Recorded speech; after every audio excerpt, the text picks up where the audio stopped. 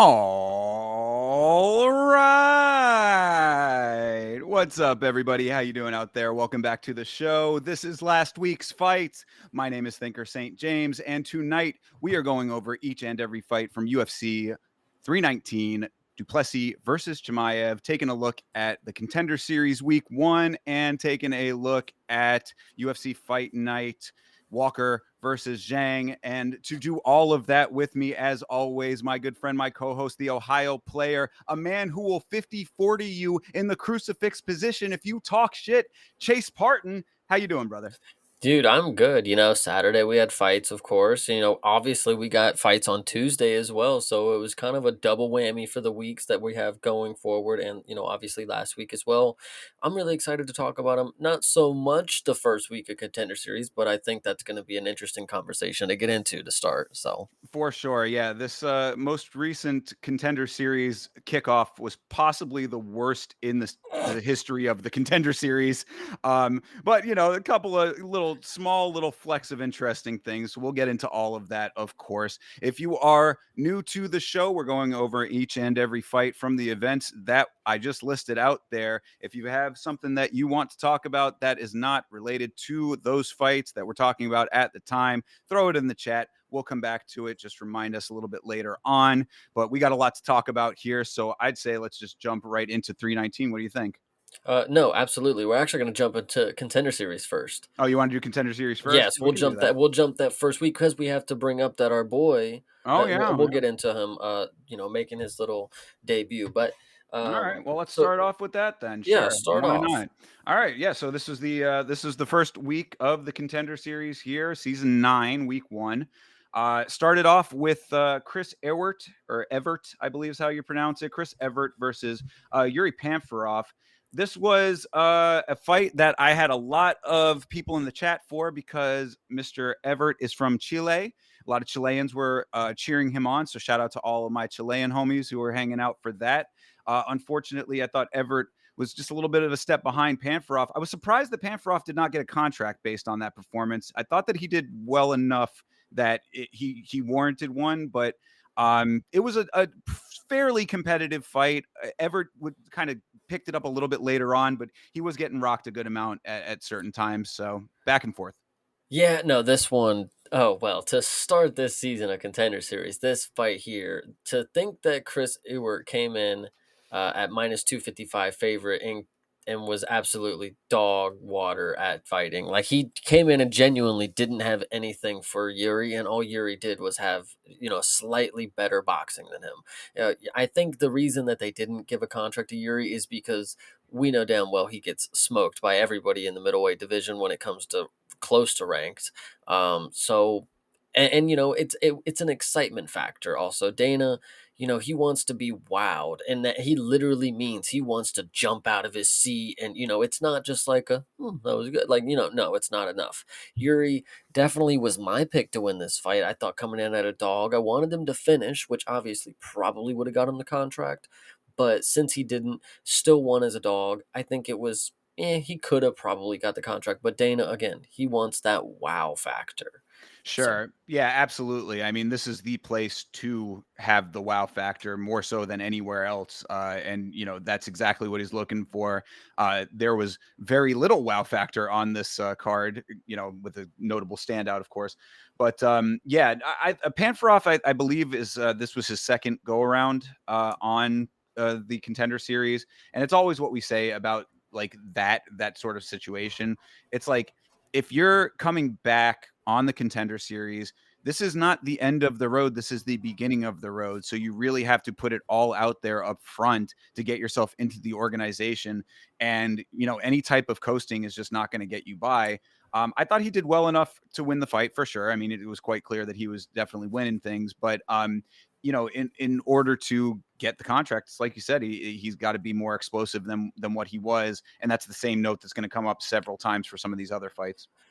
Yeah, I mean, not too much more else to say other than Chris had no business being the favorite in this fight. I don't know how many fans he has in Chile, but he must have a damn good amount because they were ready to put money on him because he was the favorite here and did not deserve to be. So, Well, and that's the Contender series for you, right? I mean, favorites and dogs don't matter as much, I would say. I mean, there's definitely a level of it, like if there's somebody who's really pumping heat on the regional circuit or whatever. But like, this is the grand equalizer to show who is really worthy and who's not. So, you got basically guys who theoretically at least are all pumping heat on the regional. right. No, yeah, I absolutely agree. But, Contender Series is that weird spot where you could have somebody who's 7-0 and they could be, potential is out the roof, but then you could also have someone 7-0 who is not going to make it very far at what they do. So, Yeah, exactly. It's all about who they're fighting, where they're fighting, all of those factors. So, all right. So that was that one. Moving on to the next one here. This was George Mangos, even though he's always going to be Georgie Mangos to me because that's just the most gangster name. Georgie Mangos. Go get the papers. yeah, Um, facts. George Mangos versus Radley De Silva. De Silva, Mr. Capoeira, did zero capoeira in this fight. Was very grindy. Mangos was. He's a grappler, wrestler guy so he wanted to do a lot of that. I guess De Silva wanted to prove that he was better at it, but that just ended up being a very like long BJJ match, basically, is what this felt like. Yeah, this is one of those fights that was just one long round because the same thing happened every round. And I'll give it to you, like it was interesting to see Mangos do his little grappling and trying to get out of it and squirming all over the place. But at a certain point, did nobody teach him how to sprawl, like to actually stop the takedown? Like the getting out of the takedown. That is crucial to the game plan because every time you're on your mat, on your back on the mat. And I think what's also hilarious about this matchup, considering what we saw in the main event for Saturday, is this is a common winning method. You can land 5 strikes throughout a 3 round 15-minute bout and you can win a fight by unanimous decision. This is the problem right now. I'm glad, this dude won the fight, right?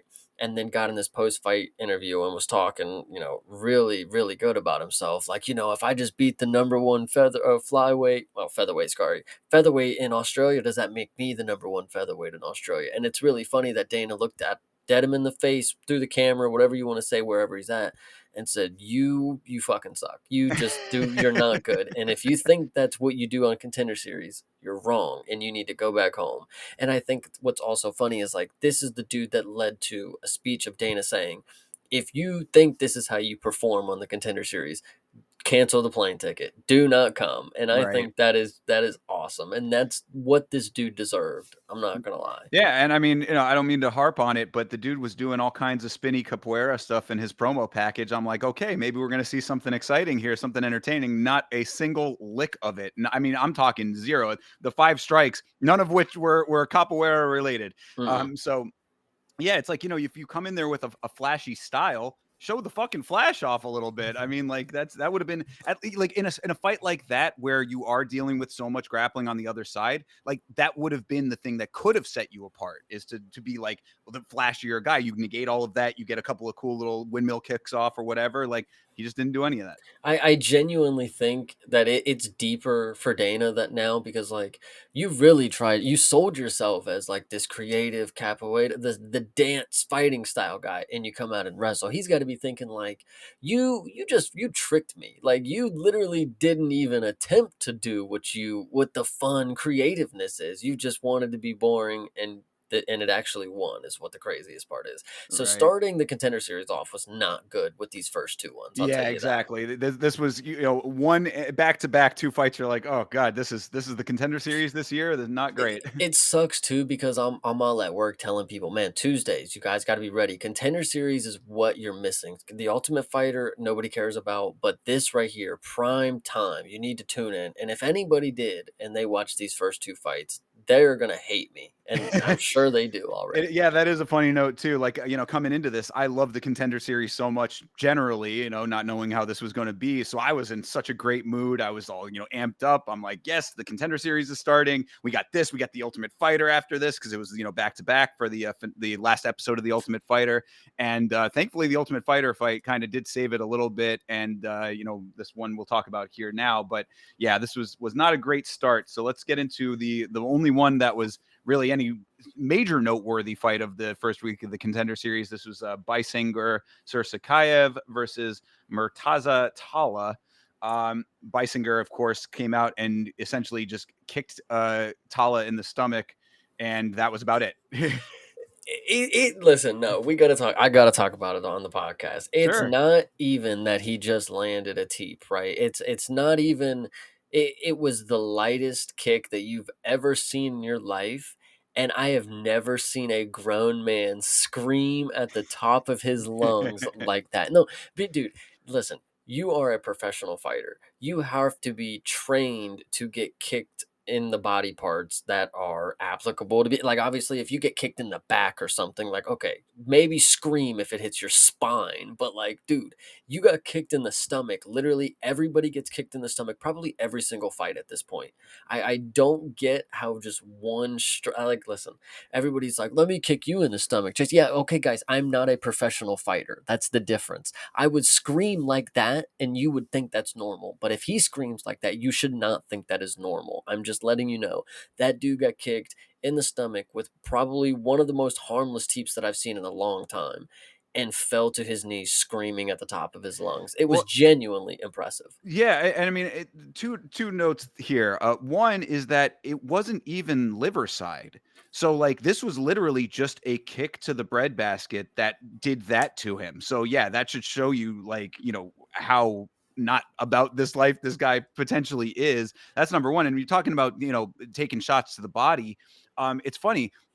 I'm actually at the point of editing our review of the Smashing Machine right now, and at a point in there, little preview for anybody who didn't see the live version of the review. But I talk about body conditioning because there's a portion where you'll see like one of the fighters has like this huge bruise on his side, basically a lot of redness on his side from getting hit in the body, and I talk about how like conditioning was different back then. Conditioning is very different now, so you have to condition now. So this guy should have been conditioned now. It's crazy because like I have started to watch the one fights, and you guys know this. So Muay Thai, knees are very common. Kicks to the body, kicks to the stomach, knees, everything like that are very common. And these guys will tank through them because, in my mind, it makes me believe, oh, well, you can condition enough where like eventually you'll just start eating them and they can rack up, but like you just don't give a fuck. This dude clearly has never been kicked in the stomach before because to listen, if you are at home listening to this right now, if you've ever seen the cartoon Tom and Jerry, that is dude. He screamed like Tom got the fucking anvil dropped on his tail or something, dude. It was crazy, hilarious. I Yeah. swear.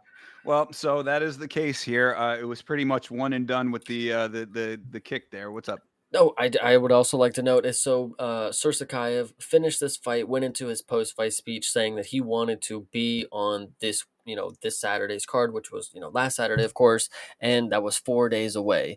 His wish was evidently granted because he did end up performing on Saturday's card. So we will talk about him again here in just a little bit, but it was a great performance. Although we knew this dude was after that, I mean, you can't believe that he fought top of the competition on Contender Series. Like, so there was definitely some doubt going into the next one, but we'll continue later. For sure. Yeah. So he did want to fight on 319. He is a training partner of Hamzat Chimaev. So, Hamzat in the main event, him on the undercard there. His wish was granted and made the quickest turnaround from Contender Series to fighting in the organization in history. So that is something to note, I guess. The last thing to note is if you know ball, you would know that Hamzat holds the record for the quickest turnaround of finishes in UFC history, which it's somehow 5 days or something like that because they did a card on Wednesday or something. Whatever I don't know if five is actually, that's probably not right, but either way, Hamzat holds the record. Now his buddy jumps from Contender Series to the UFC in 4 days. I mean, that's a pretty cool camp right there. They're breaking records, but it Yeah. is what it is. Absolutely. So good on him for getting the win there, and we'll talk about his fight at 319 in a minute. Let's move on to the next one on the Contender Series here. This was Ty Miller versus Jimmy Drago. This was an okay fight, I thought. Like it wasn't like if this was one of a number of banger fights on the Contender Series, it would have been like one of the lesser, but still an okay one. I think that Ty Miller ended up getting because he ended up with a contract, and I thought it was a little bit strange that he got it, but I think he got it because he is a huge, huge welterweight. Like this dude is very tall, very big. I can tell you the short and sweet answer of why he got it is, well, probably unanimous decision. I mean, he definitely styled on this dude for 3 rounds, and any other person is probably going to drop to those punches. It's probably what they're presumably saying. But Dana White and his Latin Americans going to the PI, he loves it. I can tell you, you can watch any of the past performances. He loves sending them to the PI. He always gives them the speech. The one to know, the Juliana, what's her name? The Ninja Ferret, excuse me. She's like, whatever, how super young or whatever. He was like, you know what, you're going to be in the UFC, but for now, go to the PI. And when you're ready, you'll be there. It's like, dude, you're not giving people contracts, but you are telling them like they're going to be there. And this guy got a contract, thankfully to him, because that was very favorable. Because I think it probably does have to do with 30-20. Like he definitely won every single round convincingly. The size probably has to do with it, but like he lived up to expectations. As a favorite, he came in and did what he was supposed to do. Maybe in another world, he drops him. There were some pretty good strikes. Yeah, I guess. I mean, it certainly was not one that I was like, "Oh man, definitely give him a contract," but I wasn't mad about it or anything. Like it wasn't like, "Oh, he certainly did not deserve it." I just didn't think he was going to get it. But I'm like DC when it comes to like my criteria here. Like I'm also like Dana with that. Like you show me like something spectacular. Like I want to be wowed as well. That's why I don't do any research on the Contender Series before I watch these fights, is so that I have the ability to come in completely fresh and be wowed. So Yeah. when I see a fight like that, that was like run of the mill, any organization, anytime, anywhere kind of fight that I was just like, okay, I mean, it's fine. Again, whatever, he can get in there. Maybe he'll do better, when he gets in there. But I don't know. I mean, the competition only gets steeper. Who At knows? welterweight, especially. I mean, come Yeah, on. for sure, exactly. So, whatever. Congratulations to Ty Miller. That was about it. Really, he did his thing, and Probably has then something to do with his age too. I mean, you could always use go. up and coming. I know. Sorry, I just wanted to add that line. Up Oh and yeah, coming yeah, no. prospects to the welterweight. Like other than with Pooley. What was the guy's name? Yuri at the Oh, beginning. Panfrov, yeah. He's like older.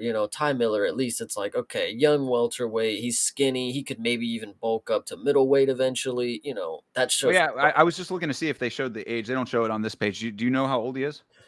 Oh, I can tell you in just 2 seconds. He is 25. So 25. All right. Yeah. So, definitely time to continue to grow and evolve and all that stuff. nickname Thriller, by the way. Thriller Okay. Miller makes Yeah, sense, I suppose. it Uh, definitely wasn't a thriller, but I'd we'll say say, didn't live up to it, but at least it rhymes. yeah. All right, and then for the featured bout of this, now they made a big point on the broadcast to say that this is not a main event. This is a featured bout because there is no main event on the Contender Series. Everybody's trying to get a contract. That is a good distinction to make here because this was possibly the worst featured bout of all time. This was a comical fight here. This is Ilian Buafia versus Nemius Santana. I think I want to know who was crying about the distinction. Who was out there mad that we kept calling it a Contender Series main event? Like because it's the top of the card, yo. Like it's the main event, like it's the end, But if people were really backstage, no, no, no, it's a featured bout. Go on TV and you make sure everybody at home stops calling it a main. Like who actually gave a shit? Like I really would like to know that. But Well, yes, I'm glad they said it for this though, because this does not deserve to be called a main event. I would also like to agree that this was not a main event, but saying it before this matchup, it could have been a banger, and I still would have said the same thing. But either way, this matchup right here, one of the goofiest, because you have this 7 foot, not 7 foot, sorry, he's like 6'4", French guy, right? Yes, and we're thinking this dude's going to be a monster. Well, he comes in. goes to the mat immediately. I believe it was off of something goofy. Like he threw a kick and slipped, I believe. And then he ends up on the bottom. And then Santana blatantly, with 100% intention, headbutts him. Okay, the match gets stopped. We're like, whoa, what are you doing? What are you doing? Get the ref in here, make sure he's okay. Um, and somebody wanted to know, I forget who it was, but somebody was noting that somebody in the crowd, Dana said it, somebody in the crowd was yelling at Ilian to get up, and he eventually did. I don't know why Dana made that point, but it was really funny to note that he wasn't going to get up until probably his fucking brother or something in the crowd started yelling. But he gets up after the headbutt, puts on the worst performance that you've ever seen in your life. This fight ends up a 30-26 in his favor, because Santana did end up losing a point with the headbutt. But what is absolutely insanity is that he won all the rounds after the headbutt, and and that's just insanity. I don't know what Well, happened yeah. here. So, I mean, that all happened early on, and then like it shifted the whole dynamic of the fight because Buafia, the Frenchman here, was essentially scared to engage, is what it seemed like after that. I guess between the headbutt and feeling the power of Santana, he was trying to stay on the outside. He wasn't trying to engage, and so Santana is in there and he's showboating and he's yelling, he's pulling the Mike Breed and he's barking at him and all this, but doing nothing. So Hmm. it's like, dude, you are doing a whole lot of sound and fury signifying nothing over here. You're yelling and screaming with no action behind it. So it was this weird display. It was almost like surreal to watch the second two rounds of this fight. So yeah, Buafia ends up winning these rounds essentially off of inactivity from his opponent, but he wasn't very active himself.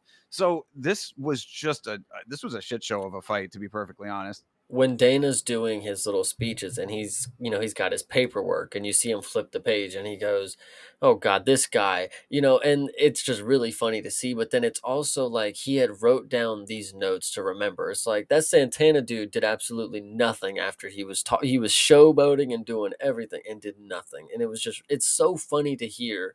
This is the dude that oversees everything. Like this is the owner, whatever you want to say, the chairman, whatever you want to give him the title of. He is the man, and he is basically telling you, you are not it. You're not going to be in my promotion. Go back, and you're not even probably going to get another chance with the way that you came in here. The Yeah. fact that he didn't get disqualified was nuts. Even if the dude was able to continue, I just would like to say, like, Oh, sure. why Yeah. didn't you just get disqualified? That's crazy. Right, with the blatantness of the headbutt, absolutely. But yeah, it's not only just that he's saying that you suck in the fight like this. He's telling you like get the fuck out of here. Like Mhm. he's like you like he's angry about it, and that like which is in contrast to watching Santana go in there and bark and like be hyped, and as they're reading off the scorecards, he's all proud of himself and all that. It's like, dude, I don't know where this overinflated sense of self came from after that performance where you quite clearly fouled your opponent, got lucky that the fight continued, and then lost the other rounds due to you just dancing on the outside doing your little interpretive dance shit. So like it was, yeah, this whole fight was very, very odd. It was a weird way to cap off a not great start to the Contender Series this year. And neither of them got contracts. So yeah, I mean, just to recap, the contract winners were Ty Miller, Bison Gurus, Chimaev, and I believe That's that it. that's it. Yeah, that was it. Just the two of them. So two contracts on this one. One more deserved than the other, and we move on to week two. Hopefully, better off than this week. Yeah, we can definitely hope for the best. Yeah, exactly. So there's your rundown of week one. We'll be back for week two, and like I said, hopefully it'll be a better affair going forward. But that's that. Let's move on to the meat and potatoes here. We had a pay-per-view or premium event. We're gonna have to start calling those. UFC 319 was Duplessis versus Chimaev. This took place at the United Center in Chicago, Illinois, where you don't go unless you check in with Bilal Muhammad, if you're not aware. But I digress. A lot of cancellations on this card. We were supposed to get Rodrigo Ceznando versus Daniil Danchenko for the Ultimate Fighter finals at the welterweight division. Yes. Yes, welterweight. They were fighting. So we were supposed to get that fight. That fight got canceled. Brian Battle versus Nursultan Ruzaboev also got canceled because Brian Battle missed weight by 4 pounds. So a couple cancellations there, but otherwise, what did you think of this card, sir?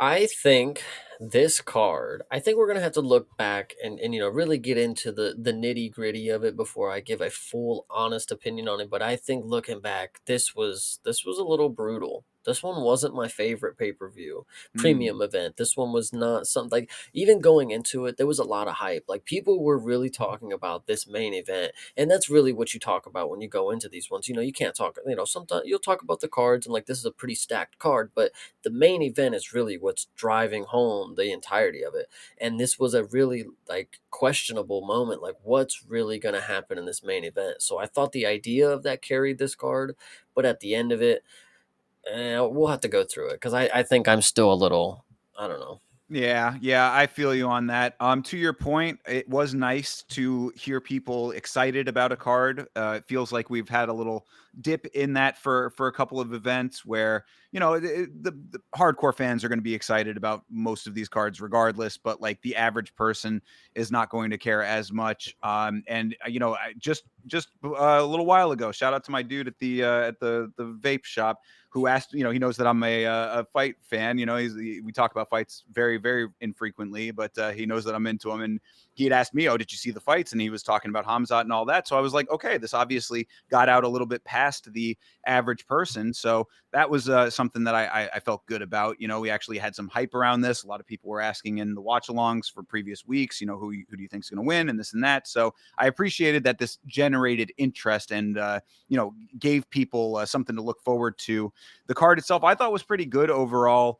Couple little snags here and there, and yeah, we'll talk about the main event, obviously. So let's get into the fights themselves here. Starting off with, Actually, oh, yeah, before we sure. jump into it, I want to give a mention to the four people in attendance that were watching this card of ringside. We had Mark Kerr, Mark Coleman, Bass Rutten, and there was another one. I didn't know the last guy's name. I forget it at this point. But either way, I wanted to bring them up because in lieu of the Smashing Machine movie that is dropping in October, we got some commercials throughout the night that were giving more to what the movie is going to be about. And I would just like to tell you up front, the commercials basically are showing you the scenes from the documentary you've watched. And I think it's just going to be a retelling of that. Like, I don't think this is like a let's go to Mark Kerr and let's get like a more, in depth, him looking back at the story and let's get a recap of what he, kind of remembers. This is like, we're going to watch the documentary and we're just going to recreate every one of those scenes. Like, that's basically what it felt. Cause I saw like two or three where it was like, shot for shot. Like you could see the dude's friend sitting there crying with him in the hospital bed, crazy. And then they actually brought up on commentary. They're like, I don't know if you guys saw, but The Rock looks just like Mark Kerr on there. I'm like, Yeah. wow, we really all do live the same life. So Yeah, no, I specifically, I've been doing my absolute best to stay away from anything related to the upcoming film, so I go in as fresh as possible. So when I saw that they were playing clips, I specifically diverted my attention to the chat. plug your Uh, ears, close your eyes. Pretty much, Yeah. yeah, yeah. I kind of I cast my gaze elsewhere. But if that's the case, then we shall see. The documentary does have a good amount of meaty, weighty subject matter to get into, but since Mark Kerr is still around and with us, I would hope that there's going to be a little bit more context. And it's like we talked about on our review, which is going to be coming out soon, so keep an eye out on the channel. But we talk about it. We were saying that, like, there like, it doesn't, the documentary does not necessarily like have the same beats as a feature film, so there has to be some fleshing out, I would hope, but we will see. And I didn't realize that, I guess, Emily Blunt is playing Dawn, his girlfriend, Mark Kerr's girlfriend at the time. um I think that that's interesting casting. I know a little bit about Emily Blunt, and from what I understand, I guess she is a little bit difficult behind the scenes. So maybe she's going to be a good version of Dawn for the film. Well, I would just like to say if anybody has seen the movie that they've already been in together called The Jungle Cruise or something like that, I didn't see it personally, but if you want a good indication of what this movie might be like, go watch that. There They you are go. definitely the main characters there. They're gonna be the main characters in another one. Who is Sure. going to play Mark Coleman is still the question, and I Oh, think well, they're no, that waiting for a big reveal. no, you answered your own question with that because, the 4th person that was in the crowd with them was Ryan Bader, and Ryan Bader is playing Mark Coleman in the film, Oh. which is very strange. I talked about that in the review as well, where it's like, it's very odd to me because Ryan Bader, also an MMA fighter, I did not know that he was an actor. Maybe he's not an actor and he's just acting now. Who knows? But yeah, We he's gonna be playing Mark Coleman. we will bring it up now because I mean, maybe you have it in the notes to bring up later, but we should bring it up now that we're talking about the movie things. Michael Venom Page. They said he's Oh going to gosh. be a director. Writer, director Michael Venom Page. Yeah, I cannot wait to see the stuff that he turns out. That'll be very interesting. We'll have to do some reviews of his fine work. Maybe I it'll be good. Who knows? It could be See, great. and you kind of questioned me the other day when I was like, we're in the superstar era. Everybody has to be doing some. A film is like the everlasting thing to their name in this point in time. There's you either make a song or you make a movie. It's like those are the residuals that you need to add to your name. I think. MVP he's on the right track. Will it be anything good? Will it be the next Rocky? I don't think so. But I would love to watch it and review it on the stream. Hopefully, you guys are excited. Yeah, there you go. So keep an eye out for all of that. But all right, that all being said, let's talk some fights Yes. here. Starting this thing off was the other Ultimate Fighter final. This was for the Tough 33 flyweight Ultimate Fighter champion. This is Joseph Morales versus Alibi Idris. The first note before we get into the fight itself was it was kind of shitty that DC wasn't in Alibi's corner for this when Chael Sonnen was in Joseph Morales' corner. I thought the same thing. Like when they walked out, Chael was with him, and I'm like, wait, holy shit! Like, wait, Chael's okay. So Chael's gonna be ringside. I'm like, normally he's suited up in the booth. Like okay, so is DC gonna be in the corner? And everybody's yelling at me. They're like, he's commentating. How is he? I'm like, oh, I guess I am listening to him right now. Like Right. that is weird. And then the entirety of the time. Oh, and then when Alibi walks in, you just notice that he just has like a team of his guys now. Like it's just nobody from his like actual tough team, but funny enough, DC's on commentating and he can't really, he's obviously not coaching Alibi, but he has to play both sides in his commentary. So it's kind of shitty. But I honestly think that's the best move for DC in this case because rooting for Alibi was so fucking hard in this. I thought this dude was next. I thought this dude was Yeah. going to expose Joseph Morales for being a flare out and a fraud, but I have never seen anybody and this is because I'm a little too new to the sport. Obviously you have to go back to times like fucking Horace Gracie where he's just pulling a triangle on people and it's working. I just don't get it where Alibi is just like putting his face in a triangle choke and losing the fight. Like it genuinely hurt my head Oh because that yeah. was crazy. Oh yeah, I had that in the notes. When was the last time you saw a standard triangle actually get the tap? That was yeah, but that's coming after an entire fight full of poor performance. I mean, Yeah. this was Alibi fought so poorly in this fight compared to how he fought on Tough. It was like stars and bars leagues worse. Like I was very surprised by this performance from him. I mean, like he was doing all of these like spinning attacks and at first it's like, oh, okay, he's trying to be flashy, that's cool, but then like the fight IQ just did not kick in to make him realize that you need to stop doing that, like especially also because Morales was fighting great. I mean, like this was like now comparatively, being that he was not having that much competition come back at him, he probably looked a little bit better than he might have against somebody who was really going after it, but like Alibi was just making mistake after mistake, and Morales was just in there locked in, very in the zone and doing what he needed to do. Like this was a good performance from Joseph Morales and a terrible performance from Alibi. I mean, I said Alibi, honestly, I might give you another chance because you might have just faced Habib in that cage. Like this dude pulled like literally pulled a triangle from top position and got it and won the fight. Alibi put himself deeper into it. We actually saw a decent amount of good submission attempts in these first two fights. So I'll give Joseph Morales that he actually looked like a killer when it comes to grappling in this flyweight division. Alibi though, I had so much hope, and I literally was telling everybody that you are going to win. It's no doubt. You may not win later, but you should win now. And Joseph Morales, you know, the veterans. And you know, it is a little unfair. Like, out of all the people in the tough house, they give one person the redemption arc, like, okay, and then he happens to win. It's like, maybe it did have something to do with the experience, you know, but Yeah, and whatever. you make a good point with that. Like, it's one thing when the entire season is people coming back for a second time around, but yeah, I mean, like all of these guys are fighting regional people, and they're working their way up. Like, they should all basically be on the Contender series, but they're in on the tough show. But like this dude they were literally saying while he was walking out that he had fought Davison Figueiredo at one He point. It's like, literally lost to Figueiredo, like, yeah, that's what I'm saying. So I mean, yeah, you want to talk about experience. I mean, of course, yeah, that has to play a factor here. But yeah, Morales, I mean, locked in, looking good. He almost had the finish in the first round at the very end there. He had the rear naked choke locked in like really nicely. He got saved by the horn. Alibi did. yeah, Um, and his dumbass is like putting the thumbs up to the camera, like, Alibi in the fucking choke. Like, dude, how yeah, about you worry about the choke? There's still 4 seconds left. Like, Yeah, for sure. whatever. Yeah, your thumbs up to the camera until your hands are limp by your sides. But yeah, Morales, just really nice pressure a lot of this fight. He kept pushing forward. Alibi tried to keep some distance with the teeps early on, but pushed through all of those.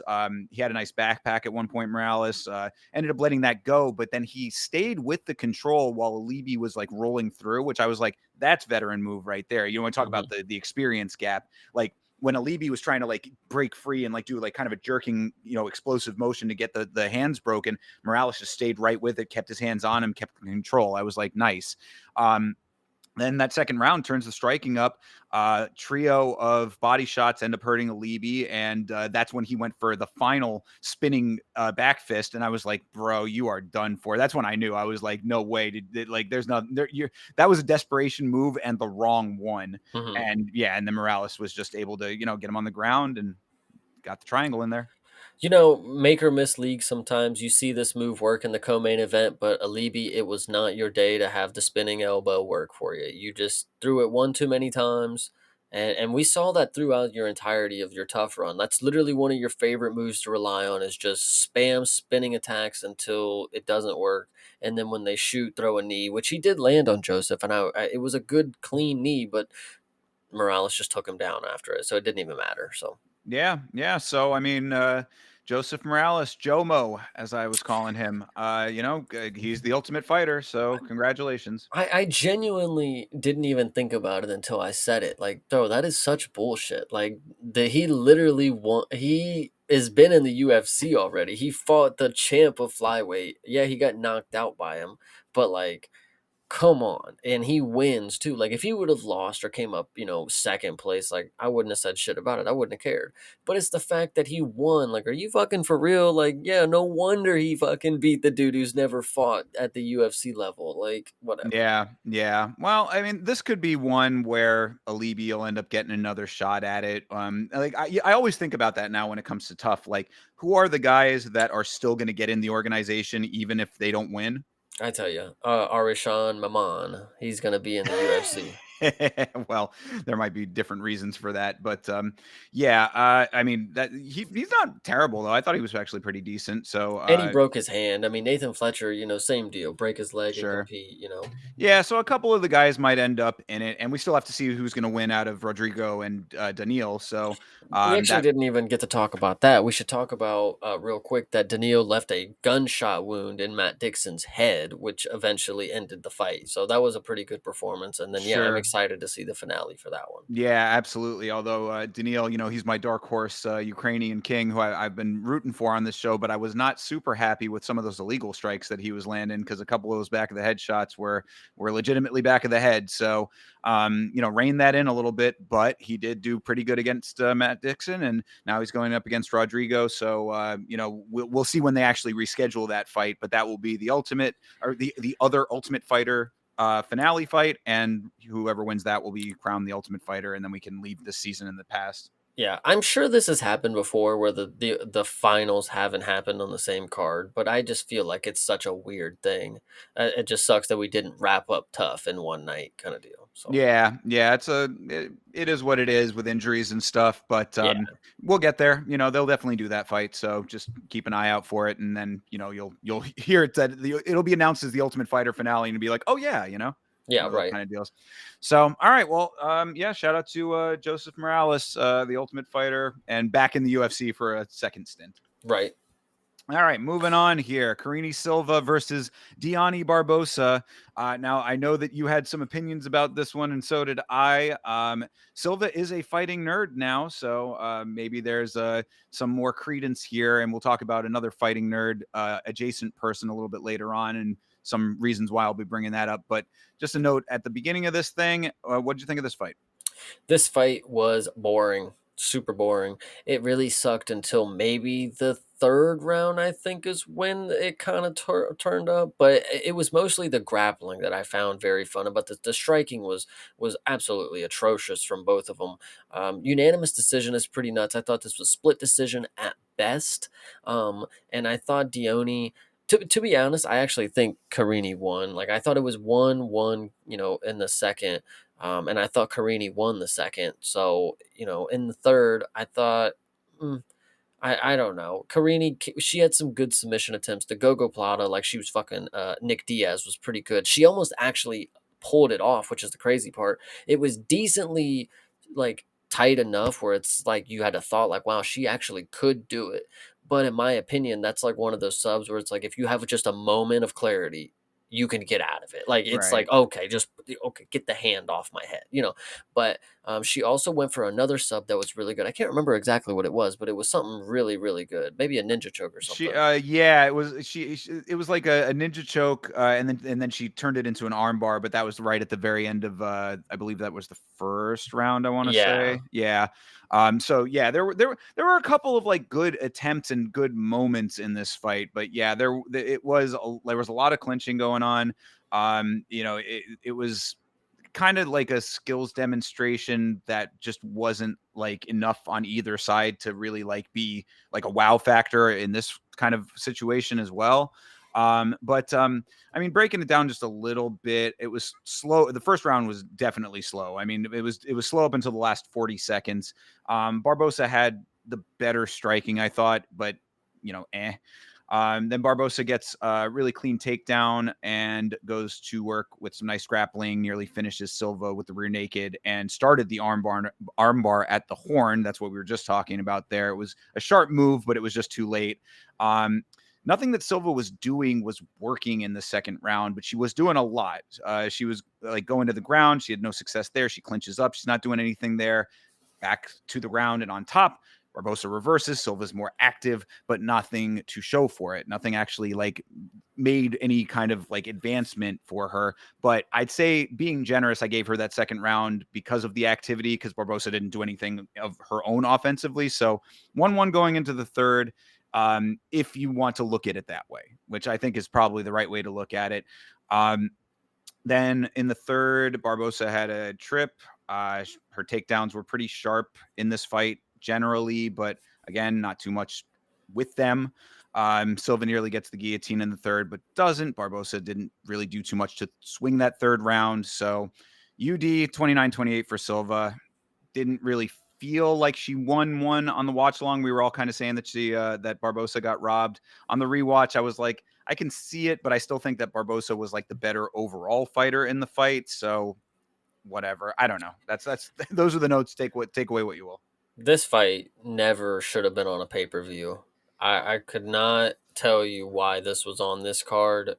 And it was a rematch. Like they did compete against each other in the amateurs. Maybe they thought they would bring a little more fire to it. That they're competing for the spot in the UFC. Like who's the better man later on in life? But gosh, do I not give a shit. They could go for a trilogy, and it could be at the first fight on the Apex for all I care. So Yeah, and shout out to the ever gambling homie E Money J who was adamant that this was going to not go the distance. I was like, you got to oh be kidding me, god, bro. no fucking Yeah, way. that's I know. Yeah, I'm like this fight of all fights on a card that had so many finishes. This was the Mhm. fight that it was like, no, it's one of these girls is going to finish. Yeah, all right. Anyway, so that was that. Carini Silva gets the UD. As I said, didn't feel like she won that fight in the moment. I can kind of see it upon rewatch, but I was nonplussed, not Yeah. enthused. All right, moving on here. The other early prelim fight, Edson Barbosa versus Drakkar Close.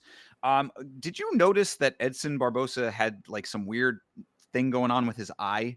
He's always had that. I Is that actually, okay? yeah, I mean, it's just like a lazy eye. I mean, I think But it's it just looked worse than that though. It looked like he had pink eye or something like that. It looked like he was like agitated on that one eye a little bit more than usual. Everybody in the chat was noticing it. I don't know if maybe that is just normal, but just wanted to point it out in case it was something to note. I think in most of the pictures I've always said like, something he looks like his eyes, just a little off there. And whatever it is, I actually think when you watch this fight, it actually becomes apparent that there might be something wrong with his eye because he just doesn't know how to pick up punches on the right side of his face anymore.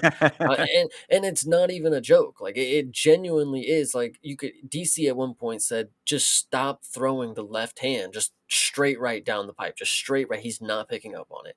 And I don't know what it is about Barbosa and why he, you know, it's kind of interesting. You have like front runners who will have a good first round and then they slow down and they do nothing the next two. It's like Edson Barbosa has like a decent first round, shit second round, shit third round, but then he'll turn it up a little bit in the third at the end. And it's like, why aren't you doing any of this like gritty, hard nosed kind of fighting earlier? You're letting Drakkar Close like bully you. This dude did a cartwheel kick before the dude on Contender Series who's trained capoeira his whole life. Like, I don't know. It's nuts that Barbosa somehow loses the fights that on the feet too. Like Drakkar Close wrestles him and gets him down and controls him. Sure, I buy it. But Mhm. losing on the feet to Drakkar Close, like, are you kidding? Edson Barbosa, are you kidding me? That is just actually to note. I didn't even notice this was at lightweight, by the way. Edson normally is at 45, so I don't know why I didn't notice that he's going against Drakkar Close, but whatever. Yeah. Well, I mean, I thought that this was another pretty close one. I thought that this was closer to being a petty theft than the previous fight. I gave Edson the first and third, but I mean, the first round was very pointy. Just a lot of touches on both sides, kind of things. Kind of a feel out, but there was like more power on it than straight feel out. So I don't know. I mean, Close didn't really get much major offense off. Edson good with the kicks as he always is, but there really was not a lot of impactful damage on either side. So I did give Edson that first round. Um, I liked the close range shots for Close on the cage at the start of the second round, and I thought that he had a good resurgence. Close did in that second round, like decent power shots, great commitment to the old school foot stomp. That's one thing I do want to give him a shout out for. That dude was stomping away. Like I appreciate that. I mean, I think that more fighters should go for the old school foot stomp. It's a legal move, and I mean, it hurts. Why not? Why not do it? If you're in there, you're clinching up, and it's going to be inactive and stalemate otherwise. Stomp the feet a little bit. So he was committed to that foot stomp. I appreciated that. I felt like Close was like either holding back or just didn't have the will to throw in the third round. I mean, he did a little bit here and there, but like Barbosa does have crazy cardio for a 39-year-old guy. So he kept the consistency going. And then, yeah, the cartwheel kick was just a strange thing, an odd little cap off to a, kind of a lackluster fight. But yeah, 29-28 to Drakkar Close didn't feel right to me. I gave Edson that first and third and felt like it was a little bit of a petty theft. Yeah. I don't agree that it was, petty theft. I thought split decision was what I was going into this thinking was possible. I thought Jakar by split would have been better. But Barbosa really just didn't put up a fight that warranted winning any of the rounds that he didn't is what I would go ahead and say. He really just got beat up. His last couple performances, man, he just really just gets his ass whooped. Like golly. And it's not that he just loses the scoring. Like dude, he wears damage bad. Like he gets his eyes swollen, his nose busted, he's bleeding, he can't see. There's a lot of different things that go into the fights with him, and it's just, if you are somebody that is consistently wanting to win money on Edson Barbosa, you have to understand that he is not like he is a tank when it comes to heart, but like his body wears that damage. You cannot be betting against him to win these rounds because as soon as he gets busted, that round is down the drain. So Yeah, and I mean, look, 39 years old, even with good cardio, it's probably, the conversation is going to have to start happening at some point for him, especially with the losses creeping up more and more lately. He's, a longtime fighter, has been in the organization for many, many years at this point, and he can still put on a competitive fight, but, time comes for us all kind of thing. So, Mhm. probably the conversation is going to be starting around Edson Barbosa sooner than later. Even though I did think that this was his fight to an extent, but I just felt that Close was just sluggish throughout this fight. That was my big note, is that like Jakar Close, he's not necessarily like the fastest guy to begin with, but like when the speed differential is like very noticeable because of how fast Edson still is, like it definitely felt like he was one step behind, even though the power was more on his side. Mhm.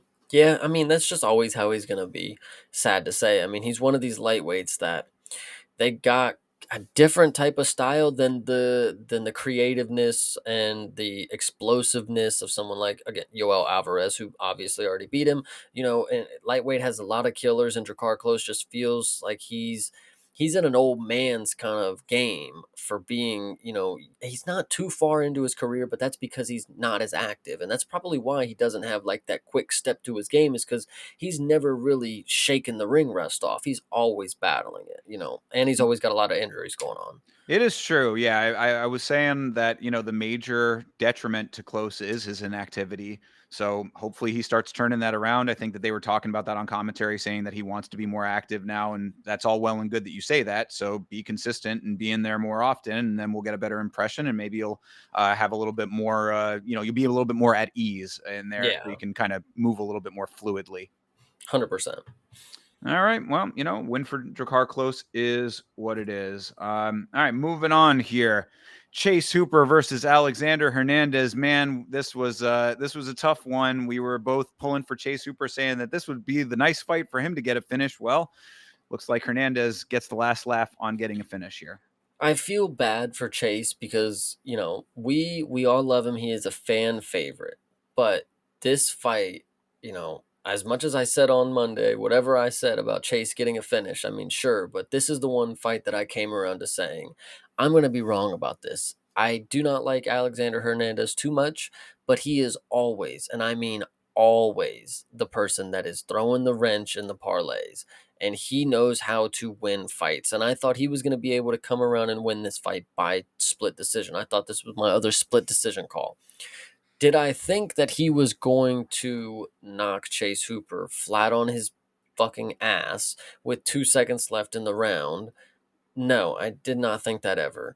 I'm not going to say I respect the power of Hernandez, because I've even said plenty of times Chase Hooper's striking is not where it needed to be. There's just too many times where I've seen him lackadaisical. Even when he dropped Borishev, he was just throwing a shot out there that just happened to land. And, it surprised him. He was, holy shit. He needed to come out here with a little more confidence and, be more locked in. Like, bro, I know you're ready for the fight to go to to go to the ground, and you're going to use your grappling, and that's where you're going to stand out even if your striking is not there. But in this case, you should specifically understand that is the problem with that game style, because the ref can step in at any point, because I do agree it was a little early. Mhm. Chase was rolling. He was rolling through. He was going to be ready for the bell to end kind of deal. But Right. when you have the style of put my chin in there, if I get dropped, then we go to my game plan, the ref can stop that, and that's just unfortunate what happened here. So Yeah. Well, I do think that Chase was trying to show off some striking. I think that maybe that was like his always strategy. does. Yeah, I mean, but it's a two-way street, right? I mean, this definitely proves it. He did start strong, I thought. I mean, he had some nice ranged kicks. Spinning back fist lands, oblique kick was there too. I was like, okay, the stand-up is not looking terrible. And Hernandez was pretty slow to throw at first, so it gave Chase the ability to get some of those attacks off, even though Hernandez was like very active on his feet. He was moving around a whole lot. So Chase was having to actually pick the shots and time them well. So I was like, this is looking okay for Chase right now on the feet. Then he went for a single leg, but just abandoned it. And I was like, okay, maybe he definitely wants to stay on the feet because why did you not commit to that when you had the single leg? Like, I mean, he had it in his hands, backed him up to the cage, and then just let it go. I was like, all right, so he definitely wants to stand, I would suppose, because that's the only reason why somebody who's a wrestler of his caliber would just abandon it outright. But he did that. Hooper was up on the strikes. The round felt pretty and I mean, not like close, but it was somewhat close as it neared the end. Because Hernandez was landing a couple of shots with some decent power. But it was like neck and neck ish. Like it was certainly competitive enough that the rest of the fight could have been competitive had it kept going. But then Hernandez lands with the power, counter right drops Chase Hooper, goes down to his knees and takes a couple of follow ups. And as you said, a little bit early, but I wasn't super mad about it because he did turtle up there for a second. So I do like kind of understand it. Like it was another one of those cases where if the ref had not stepped in and he had just been taking unanswered shots, people would have been like, "Why didn't you stop it? Why didn't you stop it?" It's like, Yeah, damned if you his do. first instinct definitely was to curl up in the ball, Yeah. and then the second was to roll through it. And it's unfortunate that that's the way that it happens. In those split moments, you're thinking, I gotta defend myself. What's the best way? And unfortunately, defending yourself and the ref stepping in, those coincide. Those neck and neck right there. So it's unfortunate to see what happens to Chase Hooper, because it sucks that I've been sitting here preaching. If Chase Hooper would have just watched last week's fights, he would understand that I have been preaching for him to just step up his game in the striking and not show it, not show off and come out here and strike with people that probably have the power to knock you out, but just like, tighten the game up to where you can lead the dance, be defensive enough to when then you can get to where you're good, the grappling. But like, you wanted to do this whole fucking you got dropped, dude. You got dropped, and it Yeah, sucks, I man. think that part of the problem with Chase Hooper's striking is that he doesn't have enough power in his striking to command respect. Because that's something that I sort of noticed in this fight. I mean, now Hernandez, we were talking about how he's pretty durable, so it's like he's going to be able to weather like decent striking attacks. But like if Chase Hooper had that power in his hands to gain that respect, then maybe he would have had success later because Hernandez might not have been as in his face in close range to get the shots that he wanted and then land that really nice one. But like, he throws in decent volume and they're not the worst strikes, but they're just not the kind of strikes that like turn the head to the point where it's like, oh shoot, I need to adjust my strategy now to counteract what I'm getting from him. So, when you're not commanding that respect with your hands and your feet, the guy's going to be like, okay, well, I can take two more of that. I can take three more of those to go in there and get what I want. And that's pretty much what Hernandez did. Like Chase was reaching for a shot. Let that fly by my head. I can get out of the way of that. Boom, land what I need to land. Down he goes. Yeah, this is unfortunately another case of a jujitsu nerd just getting what has coming to him when it comes to joining mixed martial arts. I love Chase, man, and he really can be good, but once again, and it's unfortunate that I'm going to say this after a loss because it just looks like I'm hating now and obviously pointing out the major flaw that we saw in this one instance. Work on the striking, man. The defense, tighten up the defense, dude. You got to take a shot. Yeah, you got to be able to take a shot. Yes, but like if you would have been in better position to take the shot, it would have been a different story. You were trying to evade too much chin in the air, and we know this is a proven method to get just dropped on your ass. Like I know it's very comfortable. You're tall. You think he's out of reach, but then boom, he's not. When that third punch comes, it's not about the 1-2. It's about him stepping with the two and then coming around with another shot. Like it always catches him. I don't know, man. It's just unfortunate, Chase. You gotta be more careful, dude. Jeez. Yeah, pretty much. I mean, still, it's like it's crazy to keep saying like, oh, he's still young, he still has time to improve. I mean, the guy is 16-4 now, 16-4-1. So it's like, the improvements need to start here. I mean, Hmm. the losses are still low enough that it's not going to be like major detriments, but you get knocked out. I mean, this starts to affect the physiology. Like, you're trending in a bad direction if this kind of or you're trending in a bad direction if these kind of notes keep coming out of us. So Hmm. like these are the things that need like quicker addressing than, anything else. Like, address the major problems, and then you can always, like, that you always can fall back on the things you're good at. That's the great part about being so skilled in the wrestling and grappling department, is that when things aren't going your way on the feet, as long as you don't get knocked out, you always have an opportunity on the ground. Like, as long as you can get the guy down, there's always going to be something for you down there. But, like, you have to address the bigger problems first. It's like the when you're in the airplane, you got to put the mask on, you first before you can help others. Like, you need to make the first major addressing happen, and then you can figure out the rest of everything else. Now, Chase, before we move on, I know Thinker said to fall back on what you're good at, but I want you to understand that we do not mean to just pull guard in your next matchup. Just do not do that. You have been very good, very active without going to fucking pull guard. So just don't do that. And I think you're going to be good, but tighten up the boxing defense, man. Yeah, and don't necessarily go for calf slicers unless you're very, very confident you're going to finish it. True. There you go. So, yeah, I mean, but on the other side, shout out to Alexander Hernandez. I don't think either of us thought he was going to be able to knock him out. So, Oh fuck! That money was probably good on somebody's pocket. yeah. That one guy who thought, yeah, he's gonna do it. Just Oh, yeah. Yeah, absolutely. So, he got the job done. And I mean, I think that this is just going to be a continuation of a very long checkerboard, career for Hernandez. It's the only thing that I see. I mean, unless he and starts. Hooper. Yeah, yeah, sad to say.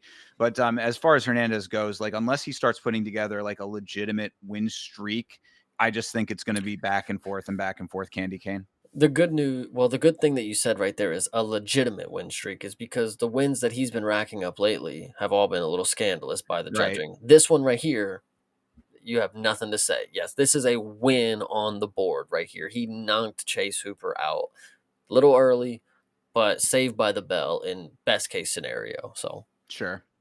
So there you go. All right.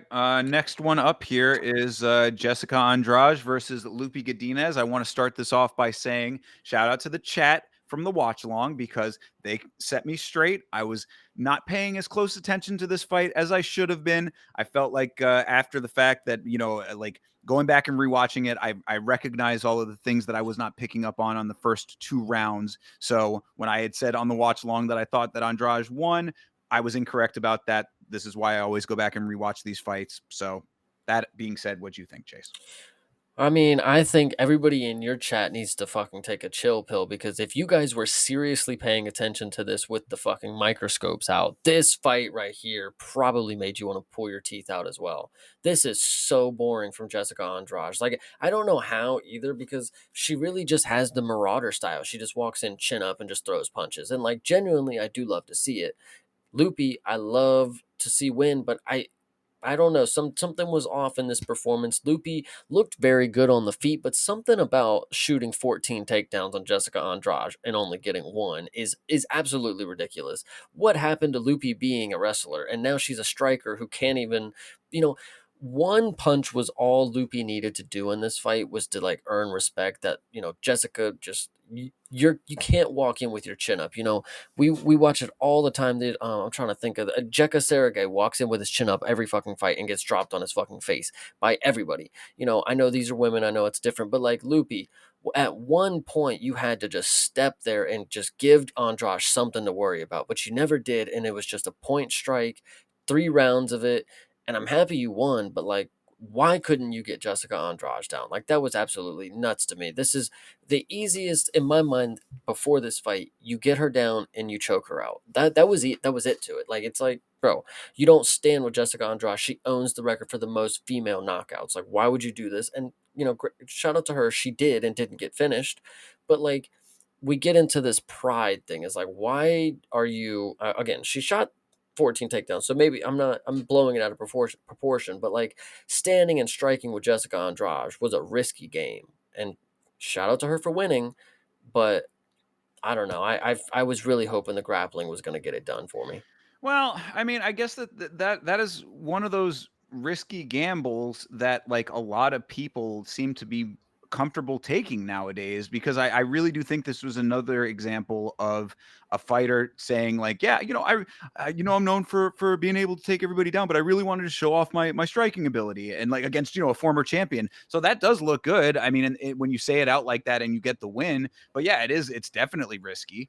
But all of that being said, this was not like a teeth pull out performance to me, because I mean, I thought that Lupi's boxing was pretty clean, and first round was definitely good. I thought her combos were really nice.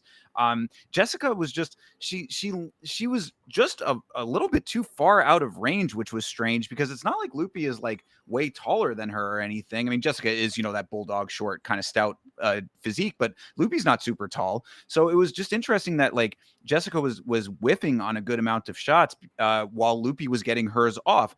I mean, Jessica landed a few in the first round towards the end. The takedown threat was definitely in her head, I thought. I think that also may have played a factor in all of this.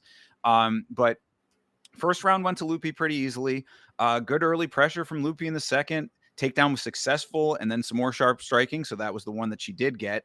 Andrade was throwing with a lot of power, but not connecting until the third. Lupi was at the right range and with the steady and measured pace, I thought. So like all of these things are trending right for Lupi, and it wasn't until the third round that Andrade finally started to put the pieces together and land some of those power shots, opened Lupi's eye up a little bit there, but by then it was just too little too late. So I mean, this is like a half and half, not exactly a handshake agreement, but it's like if Lupi is at the right range and she's throwing with the right consistency and landing her combos, and Jessica is out of range, not landing her shots, this is what it is. This is what you get. It sucks because again, Loopy is one of the people that I really want to root for, and she did look good in her striking, fine. She did not get the grappling, fine. But this is a performance that the organization is giving you because they want to make a name for you. Like they're giving you somebody who's they have the legacy. It's like beating Andrade is really good, but they want something better than that. They don't want you to just beat her. They can give anybody a performance that's just going to win. They wanted you to come out here and prove why you should be top of the division. You're going to take her down, you're going to choke her out, you're going to ground and pound, whatever you want to say. You were supposed to finish her and get her out of here. And that's what all the people who are facing these vets are supposed to do. You're supposed to get them out of their position. You're supposed to, you know, eat or be eaten. And I think Loopy just did not, and she just does not have that killer instinct. She's just really a coast to decision kind of girl. And that's fair. She does win. She did win. And, you know, shout out her. She's been in the UFC for hella, so whatever. So Yeah, I mean, and that was going to be my counterpoint. Is it's like, yeah, whether or not they wanted to finish is kind of whatever, but at the same time, she did get a UD win over a former champion, so the mission was accomplished. If that's we were talking last week about this being a nice feather in the cap for the record. It does accomplish that at least. You look in the books. There's a W next to her name when it comes to this fight. So. And again, I thought that it was nice to see that she does have some decent striking. I just don't know if the Jessica Andrade of now is, it's like comparatively to what, like compared to what she's going to be facing higher up in the divisions. If she tries to strike the same way against some of these other ladies up a little bit higher up, I don't know if the success is going to be the same way. So mission accomplished in the short term. Long term strategy, we're going to have to see. And I mean, Lupi has had, a little bit of a checkerboard, not as bad as some, but, a couple of losses here and there. I you could correct me if I'm wrong, but I want to break it down real quick. I know Loopy used to train with Diego, but then I believe she does not train with Diego anymore because Diego trained with Grasso. And then on commentary, I believe they said Loopy is actually training in Canada. So Well, she is a Canadian citizen, so she's actually dual citizen, Canada and Mexico. And yeah, her actually, what I had said last week, where I was like her sister's an Olympian. What I was referencing there, I went and found the details. She has three sisters. She is an MMA fighter, Loopy, of course, and then two of her sisters are both on the Canadian national wrestling team. So that's where gotcha. that pedigree comes from. Well, the reason I bring it up, and I think it's, doesn't matter because I don't think they do train together, Grasso and Loopy, but I think Loopy took a page out of Grasso's book too heavily. She relied too heavy on the boxing.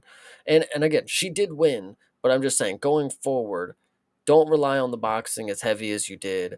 Hell, if 14 takedowns can't get it done, go for 20. We've seen it done before, and that wins a fight as well. So that's what you're going to need to do in the next situation. Don't just stop shooting because it's not working, because somebody's going to outbox you with what you got right now. And that's the unfortunate part, because they have been, and they will continue to do it, because that's just not what game's going to get you to the top, Loopy. It's going to be the grappling. You know, you gotta just power through it, be more relentless with the grappling. 14 takedowns, and I didn't really feel like you were hungry for it. I can't tell you I was watching and I was like, holy shit, Loopy is fucking trying to get this no, I didn't feel like that at all. Like, she could have been going for it. And I think she should have. So many people do. Like, we talk about the main event here in a little bit. Go for the takedown if that is your game. Go for it. Yeah, no, I can agree with that. Yeah, that killer instinct needs to shine through a little bit more, and yeah, we'll see if that level of boxing is gonna be able to hold up, but I would have my doubts. Hell yeah. All right. Next up was Gerald Mearshart versus Mikhail Olashechuk. So first, I wanted to start out by saying a couple episodes ago, you had asked me, we were talking about Rodolfo Vieira and his striking improving. And you'd asked me if training with the Fighting Nerds was the reason for that. And I said that I didn't know at the time if that was the key reason. But after watching Mikhail Olashechuk level up his striking, I think there might be some more credit to that than I might have been giving it credit for at the time. So, that I'm not saying it's 100%, but we have seen improvements from both Olashechuk and Vieira, both who are not core members of the Fighting Nerds team, still training with them and making improvements. So I wanted to put that out there. Second point, and I'll let you go, Go ahead. is Gerald Mearshart fought terribly in this fight. So putting that out there, that yes, you're going to look a lot better striking when your opponent is dead bugging on his back constantly and not looking like he wants to be in the fight, period. I think what I'm gonna ride on, and even me, I'm not the biggest person to talk about Southpaw versus Orthodox, right? I think what is just key to note is before and I'm actually not even sure if Gerald is, Southpaw or Orthodox. If I can find that out while I talk about it real quick, I will. But before last fight with Cedric Dumas, Mikhail Olajaychuk, and shout out to FanDuel's fun facts, he was, in his last five fights against Orthodox opponents, he had knocked them all out in the first round. And going into this fight, if Gerald Mearshart is another person that's an Orthodox fighter, he actually is a southpaw. So maybe I'm a little wrong here, but I would just like to say they're giving him favorable matchups to knock out. That Mikhail Olajaychuk is somebody that is decent when it comes to his striking, and I think they maybe are playing a little onto the nerds resurgence kind of deal, like, wow, the nerds can bring him back kind of deal. So they're going to give him somebody like Gerald Mearshart, who we know fights like he's underwater. I don't know how we continuously forget that he is in a dream when he steps into that cage, because he has noodle arms and he doesn't know how to throw punches and he doesn't know how to get his hands like actually to where his face. It's ridiculously bad. And then you get somebody who's like mid-level journeyman at best, but does represent a region that we need people to represent in the sport. Give him a matchup where he's going to finish him. And that's exactly what he did. So shout out to Olajaychuk. Well, I mean, I think that there's a little bit of your haterism of the nerds still bubbling up beneath the surface with this assessment, but I'm not disagreeing. So, I think that the credit goes to or Goes the to the lack of. nerds, guys. Shout out to a round of applause All to the right, all right. fighting nerds. You got lucky with that pause. I want to try to readjust. I don't think that the credit goes 100% to Olashechuk in this fight, as much as I do think that it was Mearshart really just not looking like he wanted to be there. I mean, see, the fight starts off. This is a 1-round fight. Starts off Mearshart just telegraphing the takedown attempts. I mean, he was like running from the other side of the octagon to get these takedowns, and then not fully even committing to them once he had his hands on him. So he backs Olashechuk up to the cage. No takedown happens, and then he just instantly flops to his back. And this happened more than one time. It's like, bro, he's not going to go down there. He's not trying to play your game. So Gerald, we saw just recently with Fluffy Hernandez and Roman Dolidze, where Fluffy was telling Roman to get back up every time that he would take him down to the ground. No, we got Gerald Meerschaert basically doing that to himself. Now he's on the ground having to get himself back up, down, up, down, up, down. That wears yourself out pretty quickly, especially when you're an older, big slug of a guy like Gerald Meerschaert is. He's an older dude. So he's gassing himself out just by nature of how he's conducting himself. Then some very basic striking hurts Gerald, and he goes back to his back for a third time. Finally, Mikhail drops him legitimately, goes to the ground at that point. This was the time where he was like, okay, well, now I've got him actually hurt, so I can go down there. Follows him down because Gerald was rocked, finishes the job down there. So Mikhail makes some improvements to his striking, perhaps, but this was all GM3's. Like all of the negative aspects are on his side of the coin, and it hurts my feelings. I do like the guy. He's like one of those kind of like gritty old dudes, but like he just was not there in this fight. And if this is the level of competition that he has in him currently, that he should not be fighting. Period. I think what is most interesting about this fight is actually what happened before it, and it's on the commentary. They made a note that Mikhail Olajaychuk's brother is going to be on the Contender Series about weeks 5 or 6, is what I think is they said it Yeah, was. sometime in September. I did hear that as well. So good call there. Yeah, he actually, I don't know how the contracts actually work for Contender Series, but the fighter, the roster update, roster tracker does add them to the roster. So it's probably just like a one fight TV deal kind of deal, because the brother was added to the roster like yesterday. So he's ready to go. They're ready to put him on. And is he a fighting nerd? We do not know. So Interesting. Yes, I guess we will find out when his episode comes up here, when his week is upon us. But in the meantime, Mikhail Olashechuk gets himself back into the win column. He was coming off a win, I want to say. I don't I want remember, to, but yes, Cedricus Dumas. Yeah. oh, right. Yeah, the Dumas. So, yeah, I mean, they might be trying to keep him around with a couple of fights that are somewhat favorable based on what we're seeing here. Yeah, Dumas. I mean, Dumas looked absolutely terrible in that fight, too. So he's coming off of two fights where his opponents were really looking bad. Hmm. So it does not necessarily give me great confidence that if he goes up against somebody who's like going to be a killer, we've seen him against killers and we've seen what they've done to him. So he's leveling back off to stay around. The dude is 21-9, so it's like he's definitely been around for a long time. They're kind of keeping him afloat. He needs to rack up some like legitimate wins against hungry opponents who are a little bit more on the same competition range as him, like in the fight itself. Maybe then I'll start putting a little bit more faith in him. But right now, another win. Congratulations, I guess. Give him Bo Nickel. Fuck it. There you go. All right. We'll see if that might be something. There might be something to that. But we'll have to see what version of Bo comes back. You know what I mean? Hmm. And then it would be, how crazy would that be though if Bo comes back, and he's also like a broken man now after his loss, and Olashechuk just walks away with another easy win. But Can't anyway, wait. I can't wait for it. I digress on that. Either way, Olashechuk gets the win, so good on him. But we'll see what happens going forward. Hell yeah.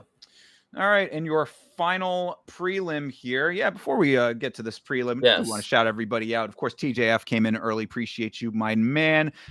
Toby coming in as well. Appreciate you. Rolling Stone, thank you very much for checking in. Appreciate you. And the God, Didgery Dave. Appreciate all of you guys hanging out with us in the chat.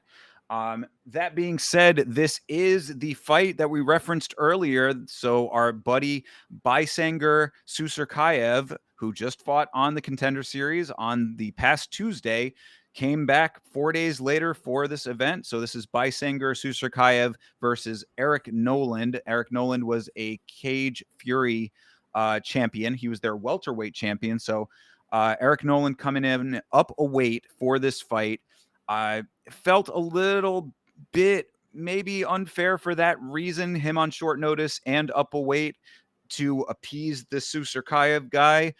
But I thought that Nolan fought pretty decently until he didn't. So I hope that this does not take Nolan out of the equation for coming back at some point, because I thought that Nolan put a good effort in for those factors being as they were. I thought it was also a decent performance for Eric Nolan, but it was definitely Sursakayev wasn't taking it serious, and that's unfortunately a bad thing to see. That like, okay, he finally gets to the UFC, and like, yeah, he is having fun. Like you can tell it's him just kind of being loosey goosey and just having a good time. But like, come on, let's take it serious. You almost are getting pieced up by a dude that you're trying not to take serious. It goes to the second round, which, I get short notice, contender series guys, we shouldn't be expecting much, but the expectations are high. This is a guy that Dana White knows is the guy to bring, whatever audience is coming with him.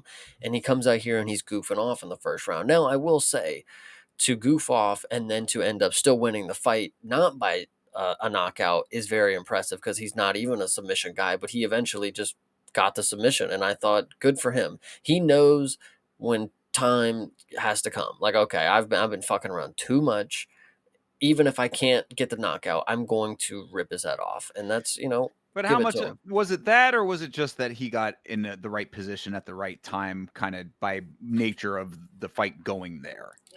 How often does everybody get to the right position at the right time? I mean, and they get a submission? Not often. The right Yeah, position, actually, right time. I do take it back though because he was putting that work in because it was the kick to the side of the knee that ended up hurting Nolan in the beginning of the second round that True. kind of Yeah, the started leg it off. kicks were Yeah. cooking. Yeah. Yeah, so I'll give it to him on that. But I mean, I think I'm also being a little bit of a hater because you know how much I don't like showboating, and especially in a fight like all of what you just laid out is so exactly correct because it's like, dude, you are just coming off of what we just discussed about the Contender series, a guy who folded to the most basic of front kicks. So it's Mhm. like if you just won off of a teep, we don't have any impression of you being a killer who should be in here joking around like this. You're taking this fight way, way too lightly. He's smiling out there, hand jiving, getting touched the fuck up by Eric Mm. Nolan. Nolan won that first round as far as I was concerned. I mean, Right. like, No, he did. yeah. So I mean, crisp hands from Nolan in round one. So Sukayev gets a couple of takedowns, tossed Nolan around a bit, but that was about it. I liked how Nolan was fighting, and then the leg kicks were the start in the second round that kind of swung the tide. So I can't be too mad at him because he did make that happen. I'm just saying that you got a guy who is a welterweight going up a weight on short notice, and that's how you take him. If you take any of the middleweights above that, actual middleweights in the organization who are seasoned, you take it. Gutierrez. That somebody in the chat actually had said that that's the matchup to make. I was like, that would be fantastic because yeah, Gautier would be fucking taking this dude's head off for real.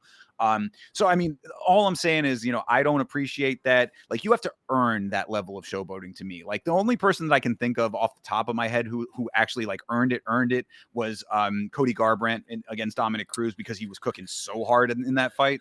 But like even that sort of bothered me. So I don't know. We'll talk about somebody later that has also earned, I think, the showboating to his game, and I think that's MVP, and we'll talk about him in a little I'll bit. give you that one too. That's another good example. Yeah, I was just kind of going off quick, Yeah, but yeah, yeah. yeah. No, you're right there. I would agree with that. But my point in saying all of that is that it's like there's a level that you have to be at with that to make it's at least from the fan perspective to be like have us on your side with that. At least for me, how I look at fighting.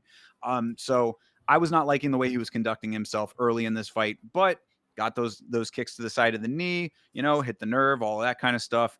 Ended up doing what he needed to do on the back, got the rear naked. So congratulations to Sukayev. He did the damn thing. Yeah, I would like to see how active he plans to actually be. That would be really cool. And if for some reason this is going to be the catalyst that makes Hamzat become an active champion, I would love for him to just continue tag team in the cards.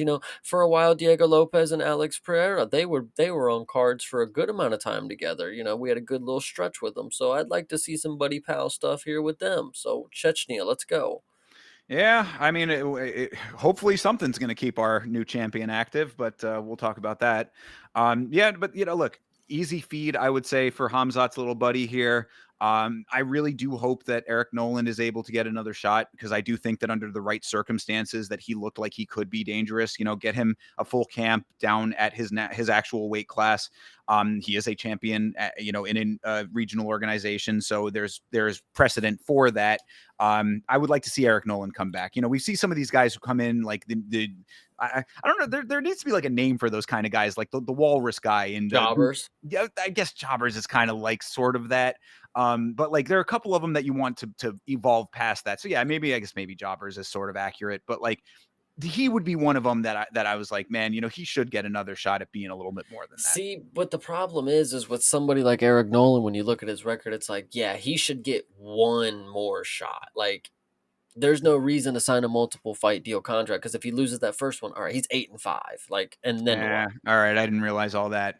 Fair, but yeah, I give at least give him that one more. Is all I'm saying. Give him Yeah, the one more to give him the shot on a clean slate. Like I said, natural, not natural weight, but his native weight class and with a full camp. At least give him that. And then if he loses that, then yeah, goodbye. yeah. 100%. And he's just going to end up being another Mark Choinsky or Right. any of these other guys that have a chin and somehow show, promise in 2 minutes that they have. So, Yeah, exactly. So no, we'll see about that. Hopefully he gets that shot. But when it was just on the Contender series, I coined the nickname for Susakayev. I was calling him M Bisinger. Like M Bison from Street Fighter, and I like that nickname. But now I don't know if I want to call him that because I don't know if I like him so much. nah, Sursakayev's a pretty, I think that has some aura to it. And then when he has his sunglasses on, he's got some aura. Yeah, well, and I mean, speaking of war, I don't want to dwell too much on this any longer. But did you hear about the whole thing with the watch? Oh my What? god. Yeah. So I mean, I didn't. I guess he was wearing like a really expensive watch. That's the whole That's deal. literally all it was, and people were like, "Holy shit, he got more expensive watch on the Tricus to Plessis." Yeah, I don't care. Like, all right, yeah. I mean, I guess it is questionable how he has all that money, but who knows? Maybe he's a crypto investor or something. Yeah, but like watches, man, collecting watches, I know, whatever. yeah, it's fucking throwing money out the window. But anyway, all right. So yeah, congratulations, Sister Sakayev. We'll see him back, obviously, and see what he can do against some more legitimate competition. Yeah, 100%. All right, starting off main card here. This was one that I was very happy about in the end, but man, this was a weird fight to watch. This was Kai Asakura versus Tim Elliott. Tim Elliott saw Dricus on this card and said, "You think that shit's awkward? Watch what I can do." And he put on the most awkward performance. This dude's style is, we've talked about awkward styles. I guess Tim Elliott just kind of flew under the radar for everybody, but I don't think that I've ever seen anybody quite as awkward as Tim Elliott. He's on another plane of existence. And I'm not trying to sit here and disagree with you because Tim Elliott does have a style that is awkward and it's unorthodox is what I would actually classify it as. But in this performance, I would say this was the least. Uh, I'm trying to think. I mean, he was putting on his Dom Cruz impersonation for this fight. That's all that I saw in this. It wasn't like an original Tim Elliott. Like he was literally just trying to do the Dom Cruz little in and out, the shuffle. Like that's all he was doing in this. And Nah. No, I don't and think so, man. I mean, not with the he holds his hands out there down like this, like where he's like he looks like an old. I said that he looks did like an Dom old. Cruz block his face? I mean, not like that though, man. Not with the hands down like I mean, he looked like an old man who was like, you ever see an old man who's like trying to like say he'll fight you? That's what yeah, like a little bit of that, but then also just down here too. Like it was just like this weird. I don't know. Like Eh, I've never seen eh, anything quite like it. I mean, Even Dom Cruz does like with not like this. okay, sure, sure. Maybe I'm just the OG here who remembers a Dom Cruz performance. But either way, this one was great by Tim Elliott. I think this was unfortunately the most disappointing thing that I've seen from Kai Asakura because I had a lot of hope. I really did. I thought he was going to shock the world and show that Pantoja is just that good. But unfortunately, Tim Elliott's just that good. He can just and the performance from Tim Elliott when you get to a certain point and you are labeled as the unpredictable kind of fighter, you can just go in there and do whatever you want. And then people will look at it as like some mastermind move, like, holy shit, look how he's doing some craziness because we don't know what he's going to do next. But literally, Kai Asakura, it was inevitable that he was going to get taken down and submitted. It was just Tim Elliott fucking around with him, letting him like do. He was just leading the dance, waiting for Kai to throw that strike that was going to get him taken down, and that's all this ended up being. Tim Elliott, having fun out there. He hasn't been in the cage in a really long time. He came in with a fresh new cut, fresh new beard, looked like $1,000,000 and then, like I said, put on his best Dom Cruz performance, and it was a really good winning performance. Like I thought this was really good, and it definitely shocked me. Um, I'm still gonna fade Tim Elliott in the next one, but I would like to see him against other prospects. Thankfully, he never went up against Josh Van, is what I will say. But he I I don't know. People really and I think you are one of them at this point. Like, you really think that this was anything more than Dom Cruz submitting somebody. I don't know. That was basically all I saw. Oh yeah, I mean, dude. Dom Cruz would have landed more punches. Let me say that. Yeah, I'll I say mean, that. like, Dom Cruz is like a way more technical striker than Elliott too. I mean, like that's kind of his game. Elliott was landing. I mean, like that one shot that Elliott landed where he had his hands low and he just kind of went like up and over, like he landed. I was like, what the hell?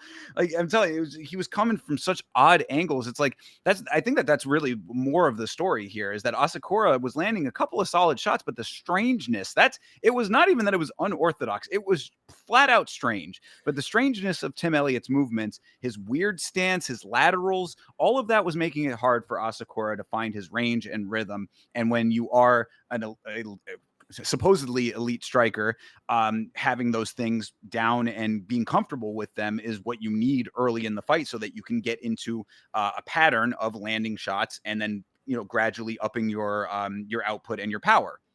So Elliott just being weird made that not happen for him early on in this fight for Asakura. Then Elliott turns a head kick into a great solid takedown, and he landed a couple of singles off of that. I'd say that his weird style is deceptive. That's the thing, is that it's like somebody looking at it from the outside is like, what is this guy doing? But he has a game plan within all of that weirdness, and it ends up working out for him, even though Asakura did win the first round. So, I mean, the fact that Tim Elliott literally barrel rolled into the second round. Like, come on, man. With that is Dom Cruz. Nobody's gonna do in that shit. I think you're thinking that he played like some crazy violin in this matchup. He has a game where he is so well rounded, where then yes, he can do whatever he wants. He can look as goofy as he can. He can just have a little showmanship. He can do his little old man, whatever you want to say. It's not some crazy chess match that he's doing. It is just him doing what he wants, because when whatever opening opens, he is able to take advantage of it because he has the ability in every facets of the game. And when you are somebody who has been around that long and takes the game that serious, you can have moments like that. And against somebody who's inexperienced at the top of this level, you know, it is what it is. Kai Asakura was the one who really let us down here. Tim Elliott goes out here and gets finished by somebody who's actually a good prospect, and he looks like the idiot that he is for dancing around in the ring. But, it is what it is. Well, I mean, look, I think we're both saying the same thing in different ways, kind of, because I think that if you have a style that is as weird as Tim Elliott's and you can find the openings, then you get the openings. And yeah, it is a little bit risky against somebody who's going to be a little bit more technical and be able to push through all of that. But Asakura wasn't that. So a win's a win's a win over here. And the submission was nice. I mean, like, you got to keep that in mind too. Like the takedown it was actually two of them. Tim gets one takedown, Asakura gets back up, then Tim gets a second takedown with like a really nice up and over double leg. Like he really like showed that Asakura does not have ground game at all, and that's a big glaring hole in this guy's game. Especially at flyweight where there are such good grapplers. Like, you're going to get taken down, brother. You got to be able to figure that out. But he couldn't do it. So Asakura leaves his neck open. Tim snatches for the mounted guillotine so quick and effective. Right before the end of the round, Tim gets that tap. That's what you're going to get out of a veteran like Tim Elliott. And that's what you're going to get out of most of the flyweight division. So Asakura, whether or not you had success in Ryzen, bro, UFC is a whole different beast over here. And your mixed martial arts are not mixed enough. Yep, I 100% agree. I thought Kai was going to shock the world, and he did not. Yeah, and he definitely killed a lot of parlays, as the homie Toby is saying here. Yeah, that was a note I was seeing going around a lot of places online. A lot of parlays ruined on this one, understandably so. Last note that I would have about it is just that on the human level, Tim Elliott is a great dude. He's just a really, really solid, good person. I'm very glad that he got this win. I was very glad to hear that he got custody of his daughter. I don't want to go into all of his personal life stuff, but if you know the story behind all of that, you'll know that he went through some really bad personal relationship stuff. So I'm glad he's in a better place now. Tim Elliott is one of the good guys. He's saying, even when I lose, I win because I'm doing what I love. I was like, man, prayer hands up to Tim Elliott, because he is just a solid human being, and I'm always happy to see him win. Yeah, hell yeah, that is pretty poetic. I like that. True. All right. Well, farther on down the main card here, Jared Cannonier versus Michael Venom Page. I don't think we could have predicted a fight more accurately if we tried. I think that exactly what we said was going to happen happened to a T in this fight. The only major glaring note is that MVP has nothing off of his back, and yet another one. We literally just talked about it, and with Asakura, it's like if you cannot get back up, brother, this game is going to be very difficult for you, even if you are MVP level of striking. Yeah, yeah, but luckily for MVP that he can win 2 rounds against just about anybody right now. Yeah, So that's the other side of the coin. You make a good point. yeah, so if he gets 5, I mean, it'll be interesting to see. But where he's at in his career, and I think actually it might be some sort of good maneuverability on MVP's part. He's keeping the door open for 70. Therefore, he's not going to climb high enough in either one of those divisions to be a 5 round fighting kind of guy. Therefore, I can just keep racking up easy 2 round wins, because I'm just going to point strike, take the first round where they're going to be trying to feel me out, but I'm already in the zone. I'm already left, right, up and about. Win round 1, round 2 comes and he's, doing his thing still. And then the other person finally gets going, but it's way too late. And then if they get the takedown in the third, he can just stall it out. He's won the first 2 rounds. It's not a perfect game plan, but MVP is somebody that we know what we're going to get out of him at this point. He's going to come in here. He's going to do the point striking. He's going to showboat. He's going to have a good time. He's going to make your favorite fighter frustrated. And it's going to really show what they're about. Like Jared's actually a very composed fighter. Like Kevin Holland got frustrated very easily in the matchup with MVP. Jared got dropped. They didn't even give him one, but he got dropped twice, if you want to call it. The second one was more of a shove down, but he got dropped. And didn't lose confidence. He knew that eventually I'm going to get a hold of him, and then we're going to go to the ground, and then it's going to be ugly. But MVP, massive for welterweight, massive for middleweight, fast as ever, demoralizing is really what he can do to your favorite guy. He's just really has a certain skill set. I mean, guys, this dude might be Liam Neeson from Taken. He has a certain skill set and he can do certain things at certain time. I don't know what the quote is or something like that, but MVP is that. Like, geez. So Yeah, yeah. I mean, you're not wrong. It's a little frustrating to watch sometimes, I would say, but not unexpected. He did get the knockdown in the first after a ton of dancing on the outside, and I mean, he's continued to dance thereafter. Jared clinched up through the second there, through the rest of the second or the rest of the first and the second rather. He just needed to actually get the takedown, which was the big hole in the game. I mean, if he wasn't going to be able to strike, if MVP was going to be too fast as we suspected he was going to be, then he needed to get his hands on him and get him actually full on down. Because yet another a good point from Toby here saying that Jared didn't actually get the takedown in the third. It was an overreach from MVP. MVP slipped on a shot that he was reaching too far for, and Jared just ended up capitalizing on it. Had that not happened, then this could have been 3 rounds of the exact same thing. And then that would have made Jared look even, kind of more foolish than he was already looking, in the fact that he just couldn't do what he needed to do against an easily understood game plan. We all know MVP at this point. easily understood game plan. That's easier said than done. This is somebody who has trained his entire life, and I know point striking is nice, not something that we look at as something so great to train early on in your upbringing in this sport, and it's also something that we talk about in bad terms when it comes to the sport. It's like point fighting is not good when you're somebody who is just trying to play the scoreboard, but MVP is different when it comes to what point striking is. He's somebody that at the end of the day knows how to hit you without being hit, and he can do that expertly.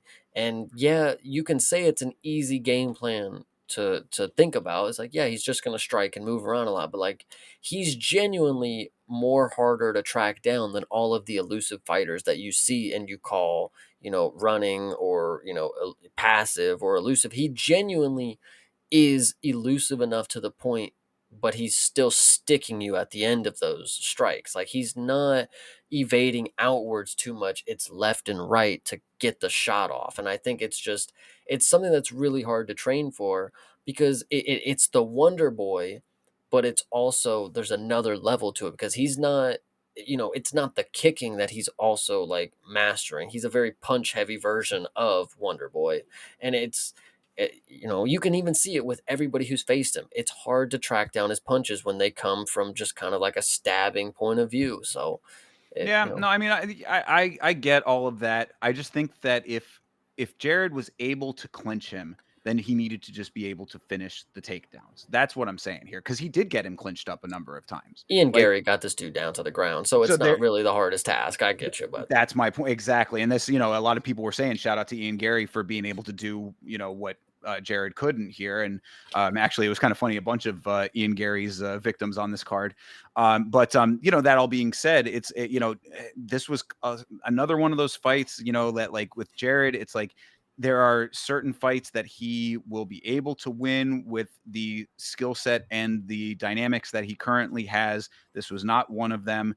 And it kind of was telegraphed from a mile away. So, we called it correctly going into it. It went exactly as according to what we thought was going to happen. And that's just kind of what it is at the end of the day. So, good win for MVP. Not the most exciting fight because of it. A lot of point fighting in that, aside from the drop, there was really just the exactly what you outlined, a lot of outside point fighting and then a lot of control on the ground for Jared in the third round that was not going anywhere. He couldn't capitalize on that position when he had it. There was no submission to be found for him. So, oh well. I mean, this is exactly what you were going to get out of a fight like this. And I mean, hate to be right as a Jared Cannonier fan, but I put MVP on the parlay and that hit. So I want to glaze myself for a second because I think MVP is pretty damn good right about now. I mean, the people that he's racked up wins against, and yeah, he's not finishing them, but he's making an entertaining striking performance that he wins unanimously with, and that's impressive enough. But I would just like to say that me saying that I believed Ian Gary was an elite skill set for what we see in the game, and he was able to do anything that nobody else can to Michael Venom Page. I mean, genuinely a specimen. Shout out Ian Gary.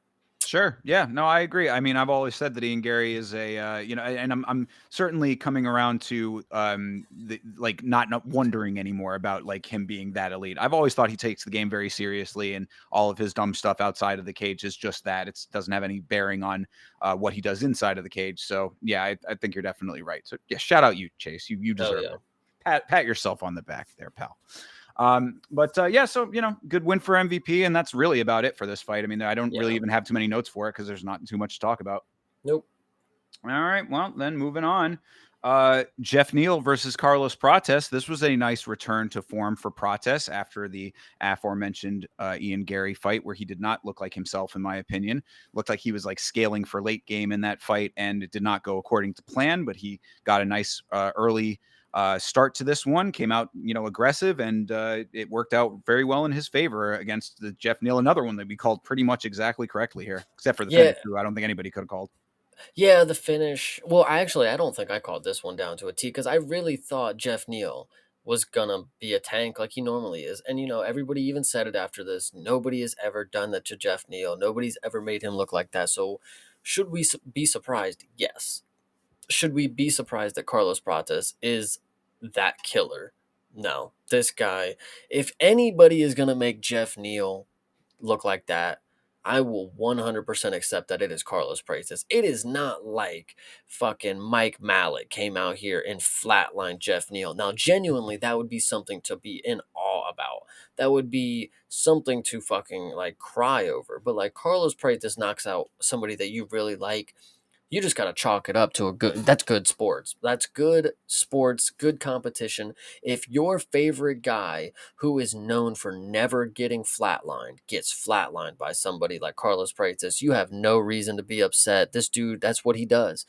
And his record may not show it. I know I talk about a lot of people's records. 22-7 is not something to glaze, but like when you watch this guy, I mean, prime time premium events right here, guys. So, oh my gosh, great. Carlos Prates translates Muay Thai so nicely into MMA because he combines the fundamentals of that art form with great movement and takedown defense. And this, like, because we've talked in the past about like why there aren't more straight Muay Thai fighters in MMA, why the one championship guys are staying over in one and why there's not as much crossover in this and that. This should be your like paramount person to that you should hold up in high esteem as what you can accomplish with Muay Thai if you mix it in properly with the other martial arts and with the fundamentals of MMA on top of Muay Thai base, because everything that he does just where and also granted he does have the exact right build for it as well. Got super long legs, got long limbs in general, very tall, very stocky. He's like praying mantis kind of situation with him, like easily getting his strikes off because of the dynamics of his body, but that doesn't always have to just be that. Like it's really comes down to the fundamentals that he brings to the table, and like it's a well-rounded package that you get when you have a guy like Prates who can do all of what he does as effectively as he does. So, in this fight, he starts off with some nice kicks, good pressure from Neal, without a lot of output to justify the pressure, which that's more of what I was talking about leading into this, where it was kind of what I was expecting. Jeff Neal is just a bit one dimensional. And it certainly showed in this fight, even without the finish being aside from all of that. It's just, Jeff Neal is a pressure fighter who's going to want to grind out the affair rather than be like strike heavy and powerful, and that is something that can be overcome by a skill set like what Carlos Prates brings to the table. So I think that this went exactly as it should have. The spinning elbow right before the horn was what was unexpected to me, and to put him out with that was very impressive because he landed it in the exact right spot. Like if the spot where he landed it was like right on the skull where like the skin is sort of thin, where the bone protrudes on the skull there. And like generally that shot will take your equilibrium out. Like that's the one that'll like get you on skates, that'll have you wobbling. But he was at the right range and he was with the right amount of power on the shot. So it put Neal out altogether. And Jeff Neal suffers his first knockout because of it. Yeah, no, this was definitely something insane. Right at the buzzer, this was actually the card for late finishes. For some odd reason, we had three, I think. Well, the next one wasn't actually at the buzzer, but we had two specifically that were right at the buzzer, and just shout out just everybody who's doing a great job getting finishes because I'd love to see it. Yeah, absolutely. A couple buzzer beaters are always fun. And, we'll talk about the next one coming up here, but there are only 10 spinning elbow finishes in UFC history currently. And we saw two on this card. So that's pretty cool. So everybody out there at home working on your spinning elbows, let you know there are 40 more spots to go in the top 50 spinning elbow finishes of all time. So make sure you keep working on it. Don't be like Alibia Dearest and keeps throwing them and throwing them. Be more like Shara Magomedov, where you throw two in one fight that gets a knockout. But hey. Yeah, exactly. Be conscious of your spinning attacks and throw at appropriate times, and good Yeah. things can happen. So yeah, the only other note that I have for this one was that Prates asks for the 50K bonus. He asks for a fight in Rio, and he gets both of those things on the spot. So that was kind of interesting. And then he also was using his time on the mic to advocate for one of his training partners to get his shot in the UFC. Don't have any update on if that's going to happen or not, but if the guy's good enough, I'm sure that will happen. But cool to asking ye shall receive 50K and a fight in Rio coming up for Carlos Prates. And a post fight cigarette. And a post-fight cigarette in the building on Yep. during the Q&A afterwards. I'm actually a big fan of this because Carlos Prates is like an 80s superstar. Like he just smokes in the building and just ashes on the floor. I mean, like I can we go back to an era where this is okay? Like I mean, people are getting too worried about secondhand smoke. Carlos Prates, like, dude, just get over it. Grow up. Like, come on. Come on. Again, I always bring it back to the same point, is that when you're doing what this guy does in there, the rules don't apply. So you Who's gonna smoke tell wherever him to you. put that shit out? Correct. Because I remember also there was that one, I forget which event it was. It was a couple back. I think it was on another pay-per-view where it was a shot of him in the crowd. They do the shots of everybody in the crowd or wherever. They cut to him and he just lights up right there in the arena. Like, bro, come on, man. But when you're a superstar, is what it Well, is. it's funny too because when you think about that one, now that you know that smoking cigarettes is like his thing, they're probably like, "All right, hold on, we're gonna get the shot. Wait, don't light it. Do not light that yet. We're gonna get it. Do, 3, 2, now go. Now do light you it." think that the cigarette light up could be the new shoey? Yeah, I do think that is his thing. That's why I'm saying, like, he's kinda like, like smoking the cigar kinda thing, Sure. I like it. Well, if he's doing what Tai Tuivasa could not do, then maybe you'll see a bunch more people smoking cigs in the crowd. Because, like, there's just something to a like, there's just something to having that. Like, whenever he's in his post-fight and you can hear that he's just getting all of that smoke break out of him that he's been waiting at, that whole 4 minutes and 59 seconds, Right. that is all that he got out of that puff, that Yeah, I love it. mean, look, there's a reason that it looks cool in the movies, man. I mean, it just kind of looks cool. I don't know what to tell you. It might be terrible for you, but it does look cool. If the UFC was genuinely smart, which they are, they would find out what cigarette pack this dude smokes and get the sponsorship on the fucking like I know, and Yeah. I know we are in an era where promoting cigarettes is like not what we do. Like we don't really have commercials about cigarettes and shit no more. So would a sponsorship on the ring be a little out there for these times? Yeah, but the UFC does what they want. Like so put the Marlboro shit on there. I don't care. NASCAR still does it, I think. Like, fuck it. So, I don't know. There might be laws against that. Whatever. I don't know. Either way, but I do like it though. I do think. laws, schmaws, Yeah, dude. exactly. $7.7 billion says laws don't apply, right? Fuck yeah. Like, jeez. All right. Well, either way, Yeah. nice knockout, nice spinning elbow knockout for Carlos Prates. Back in the win column and back to being the fighting nerds killer that he was before the Ngary fight. So we're gonna have to see. That's an interesting point to it too. Is like, what does the trajectory look like now that he did go up against more elite competition? Did not fare so well against that. Beats Jeff Neal, who is still somewhere decently ranked. We'll see what the competition looks like for him. But in this moment, good job. See, you're thinking about the Ian Gary as like, oh, he faced top competition and he didn't squeeze by. He's like, that was a short notice bout that they went 5 rounds and he almost turned the tables on. That is That's a good that's point. rematch worthy.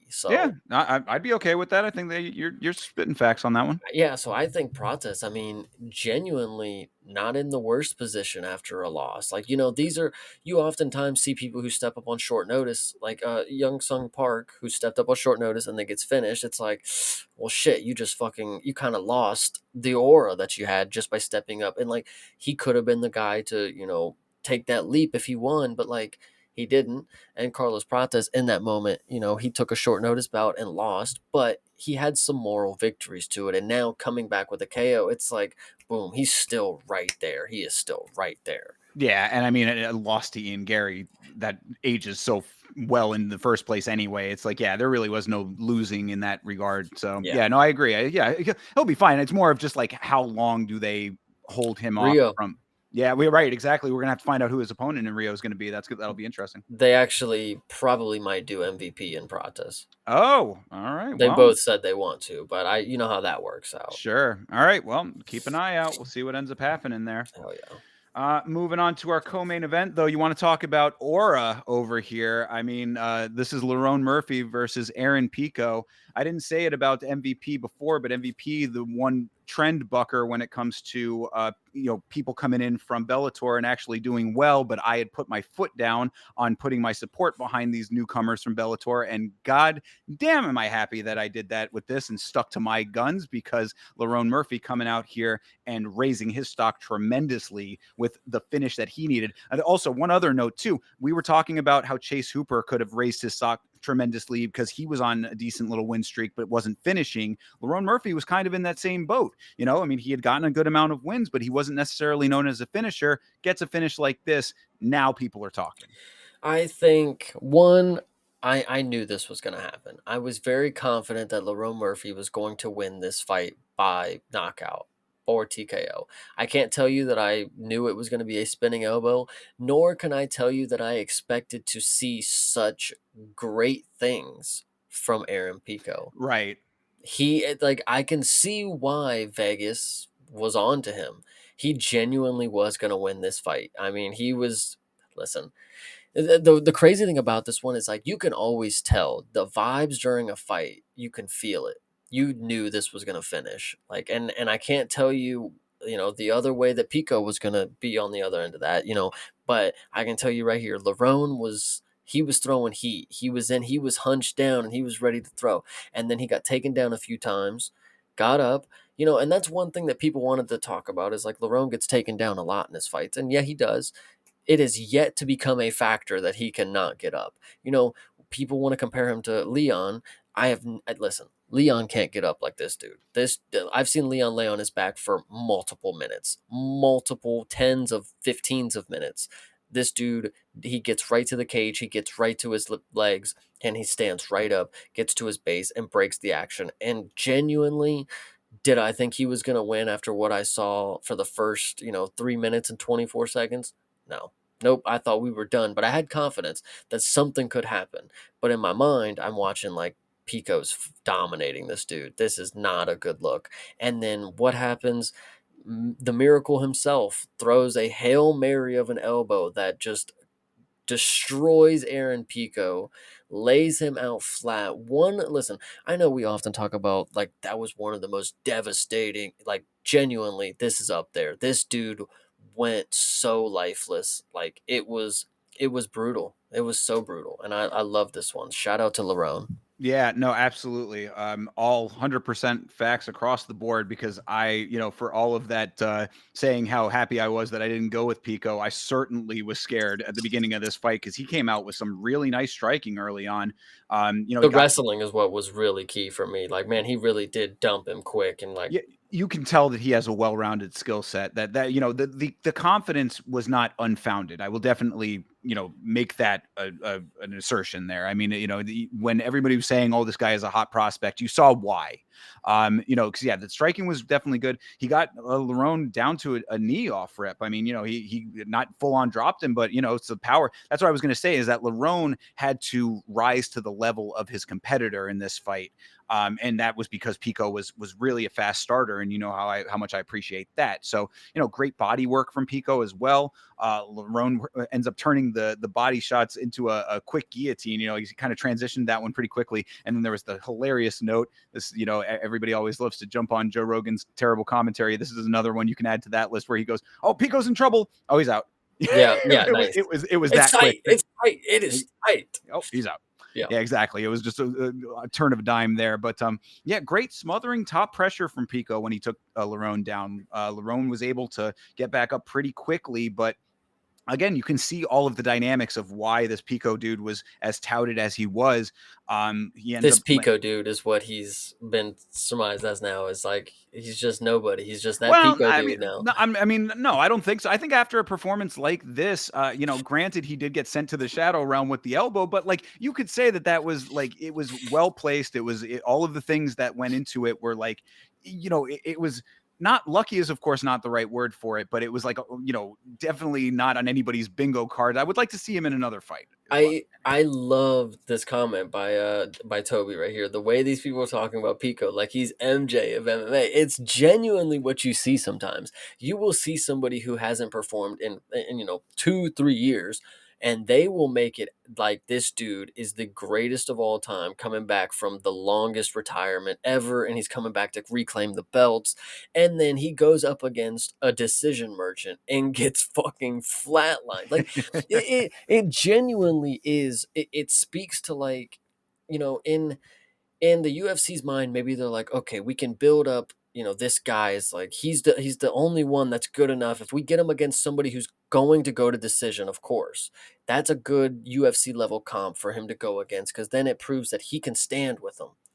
And then he gets fucking flatlined in the first round. It's like you can't write a better script than this. If the UFC tried to have a script, they couldn't write it better than this. I mean, Well, yeah, I genuinely. mean, and really, like the way that it's unpredictable is because it was supposed to be Mofsar, and then think about how different that fight would have been. I mean, and honestly, like Mozart would now, have knocked him out too. I'm I confident. right? I mean, who knows? And how crazy would that have been? Mofsar finally getting the knockout highlight that he's always needed.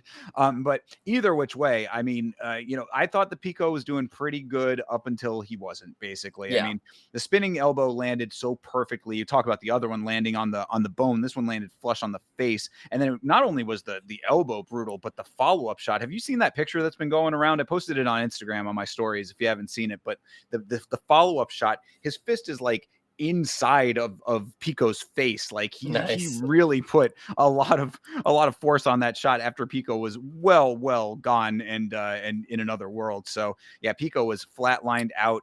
It was just that fantastic range and power, man. It's almost the same notes that I gave Christian Leroy Duncan last week. Where I was saying that like when you have it at the exact right place and time and power level, you ratchet that up 10 times with this one. That's what you get. So good on Lerone Murphy for finding it. They are gonna act like they've been fans of Lerone the whole time. Oh no, I just really wanted them to get a finish. Like no, everybody for some odd reason I have been, and even against the English, against my Brits, against my mates, I've had to sit here and defend that Lerone is that good at striking, and it's not just that he's good and is elusive and will play the outside. When it is time, he knows that I have to stand my ground and give him one hell of a shot. And boy, does Aaron Pico not remember the shot that he got hit with. I tell you, Lerone Murphy. Now, listen, in 9 times out of 10, he whiffs that fucking elbow. Pico ducks right underneath him and takes him down fourth time in the round, sure. But in this one right here, I fucking cannot believe like for somebody that has only went to decision in the UFC. Okay, I think he has like two finishes or something like that. But for majority of his career, he's went to UFC decision. Was so confident that he was going to finish this Pico guy, and genuinely, when he threw up a ninja choke, I said, "No way is he going to sub him." That would be hilarious. That would be even holy crap if he gets a ninja choke. But then he does the unthinkable and flatlines him. Dude, it's one of those ones where it's a double impact, and not the shot after, of course. So you get the elbow, you see Pico fall, his ass hits the mat, and then his back hits, and it's like perfect, picture perfect. He is stiff as a board. Lerone is 17-0, and he is 100% fighting for the fucking belt next. I mean, Well, that's how you fucking do it on short notice. So yeah, I mean, and you said it yourself just there that 9 times out of 10 the elbow gets ducked. So this is why I do think that Pico does deserve another shot. I don't think that this is like off to the gulag or anything like that. The way that he was fighting earlier in this fight like shows me that like he should be able to hold his own in a fight where that does not happen. So give the guy another chance before completely writing him off. But that being said, yeah, Murphy shot his stock into the stratosphere with this fight. Short notice, hot shot outsider. No one was sure about putting, the money on him. Who's going to really be the one to sway the course of the fight or whatever. And Pico was putting heavy pressure on early, gets out of all of that unscathed, but now he's got Alexander Volkanovski to worry about. Yeah, I don't know. I'm not sold on that. yeah, no, it's gonna be a tough one for him, but I think we'll talk about that one a little more if that actually does come to fruition. But this one right here, one hell of a performance for Lerone Murphy. God damn, what a fucking time. Bellator cans keep out. That's all I'm saying. It's true. I mean, and that's something that was brought up in the chat on the watch along is that's like, why do they keep doing this? Well, I think that somebody was making a good point saying that like it's making a statement. You can't think like it shows that you can't come in here and think that whatever you did anywhere else is going to be as effective here unless you are MVP and that's about it. Other than that, it's also saying that if you are wanting to watch the best in the world, they are here. So, Hmm. any of these other organizations out there, like, yes, send your best, see what happens against the UFC.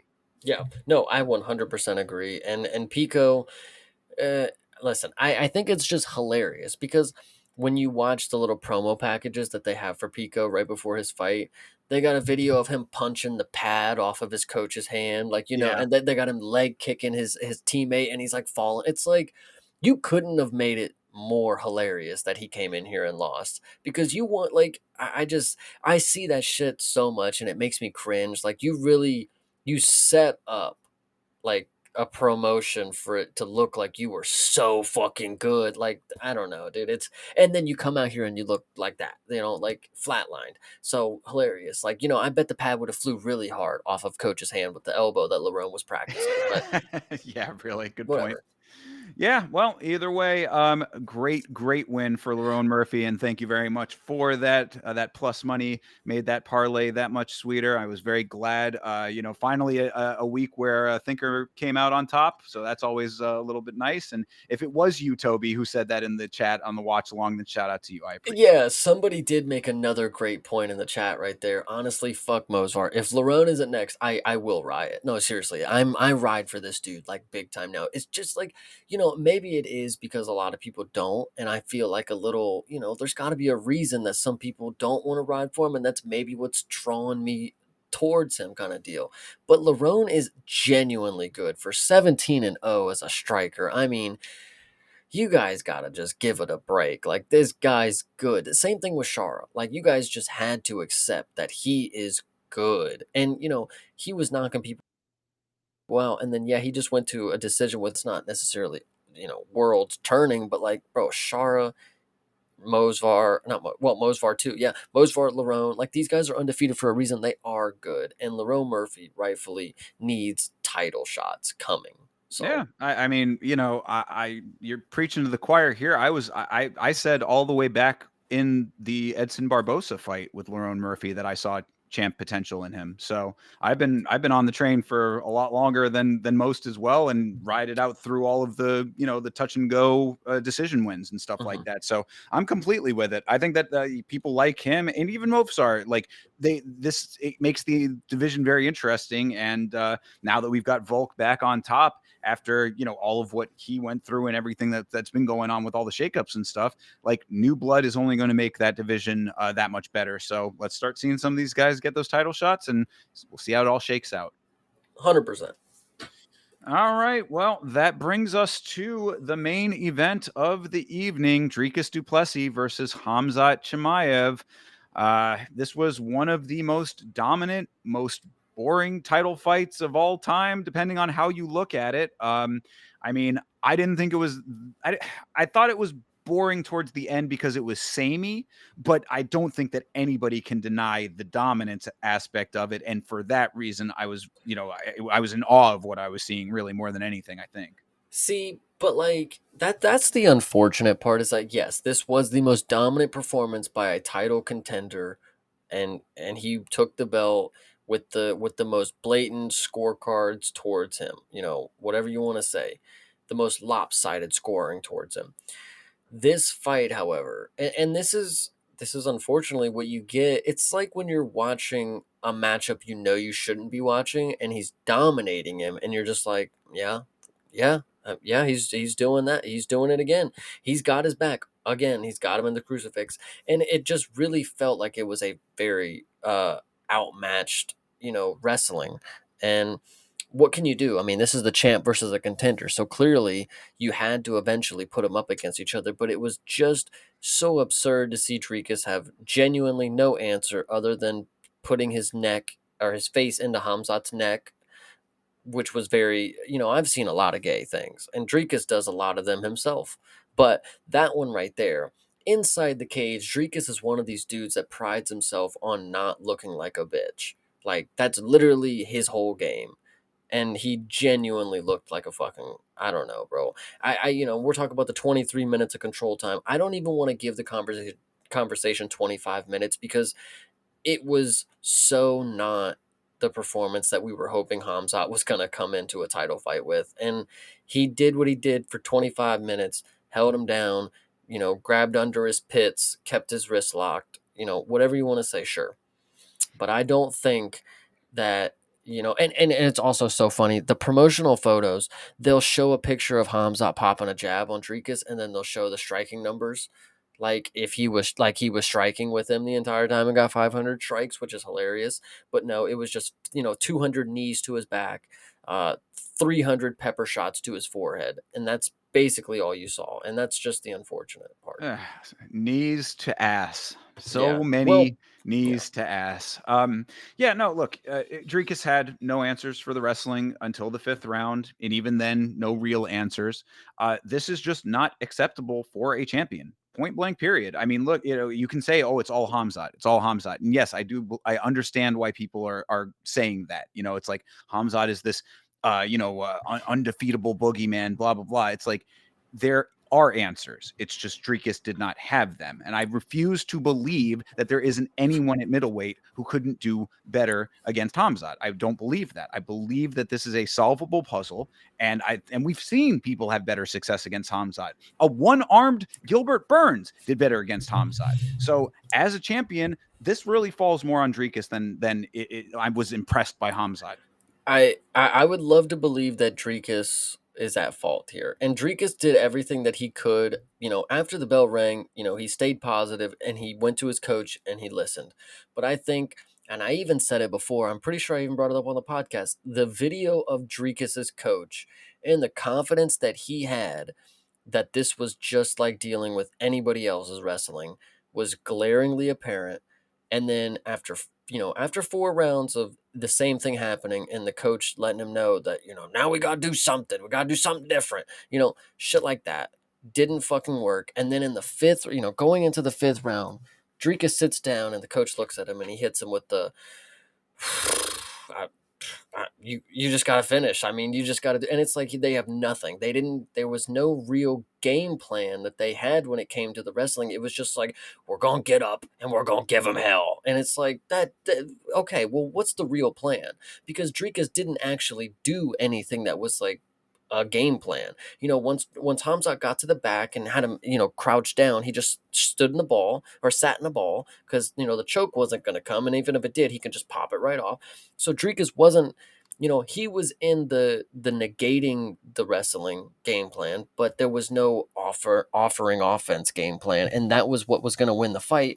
And you got outstruck by over 450 strikes. I mean, something's got to give, Dricus and the coach to get on Ariel Helwani the next fucking day and start talking about that you're not going to let this down. You're going to get this rematch. Shut it. Just shut up. Just outstruck by 450 strikes. Your student couldn't get out of anything, and it was. And this was the champ, and I know he's not no slouch. Like, Dricus is good. You guys have developed good game plans before, but Hamzat manhandled your boy. Like, it Yeah. sucks. I mean, that's why I really, when you brought that up in the Discord, I had said that I really do think that Dricus's coach might be the next Edmund Tarverdian. This is another example of a coach who is relying on the pre-established inherent skill set and dominant abilities of his student as opposed to imparting and guiding a game plan. So I think that the comparison is pretty apt between the two of them. And the delusion after this fight is definitely strengthening my argument there. Between round 3 and 4, coach really said, okay, we're going to fight him now. Bro, where were rounds 1 through 3, my guy? Okay, anyway. That all said, though, I mean, the times when Dricus would try to reverse, Hamzat would just get right back on him, just glued to his midsection the entire time. And one thing I do want to note here in Hamzat's, like, not defense, but in praise of Hamzat, is one of Hamzat's greatest abilities, aside from just getting the takedowns, is his ability to drag his opponents on the cage specifically. Like, anytime that his opponent is trying to get to the cage to get back up on their feet and then start working their way out and into open range and get out of his clutches, he has this great dragging motion that he will do where he starts off on one side and then just takes across his body over the cage, so that the opponent basically is like tripping over his knees. And it was highly effective here and has been highly effective for Hamzat in other circumstances. So he did a lot of that in this fight and it worked out really well. Obviously the crucifixes were, rampant and very apparent throughout all of this. At least Dricus didn't get his jaw rearranged, perhaps. He made it through all 5 rounds, 5, 10, 8 rounds, perhaps, but it is what it is. At least he, got to that. So there's your little silver lining if you're on Dricus's side. Yeah, I think that the lack of game plan is certainly apparent here. The lack of understanding of what you were getting yourself into in a fight like this when it came to his coaches was very glaring now, and that the delusion that you were talking about with him on Helwani does not give me any confidence going forward. I think that if Dricus is wise, he might want to consider changing camps, but it's going to be a little bit difficult being that, he is the big predominant athlete out of South Africa right now. And if he wants to continue being the African champ who trains on African soil and African born and bred, blah, blah, blah, all that, there might not be that many options for him in South Africa. Either way, something's got to give, because this was a performance unbecoming of a champion. Yeah, it was definitely hard to watch, but at the end of the day, like a lot of people are saying, this was just not the exciting thing that I was really hoping for the title fight, coming from a fight that I really didn't know how it was going to go. It was either, in everybody's mind, it was either Hamza squeezes his head off in the first round, or Dricus, over 5 rounds beats him. This was 5 rounds of Hamzat hugging Dricus, and it was just, and that's literally all it was. I mean, it was just a hug fest, and it was unfortunate. Dricus really became a wrestling dummy for 4 rounds and then tried to jump Gilly in the fifth.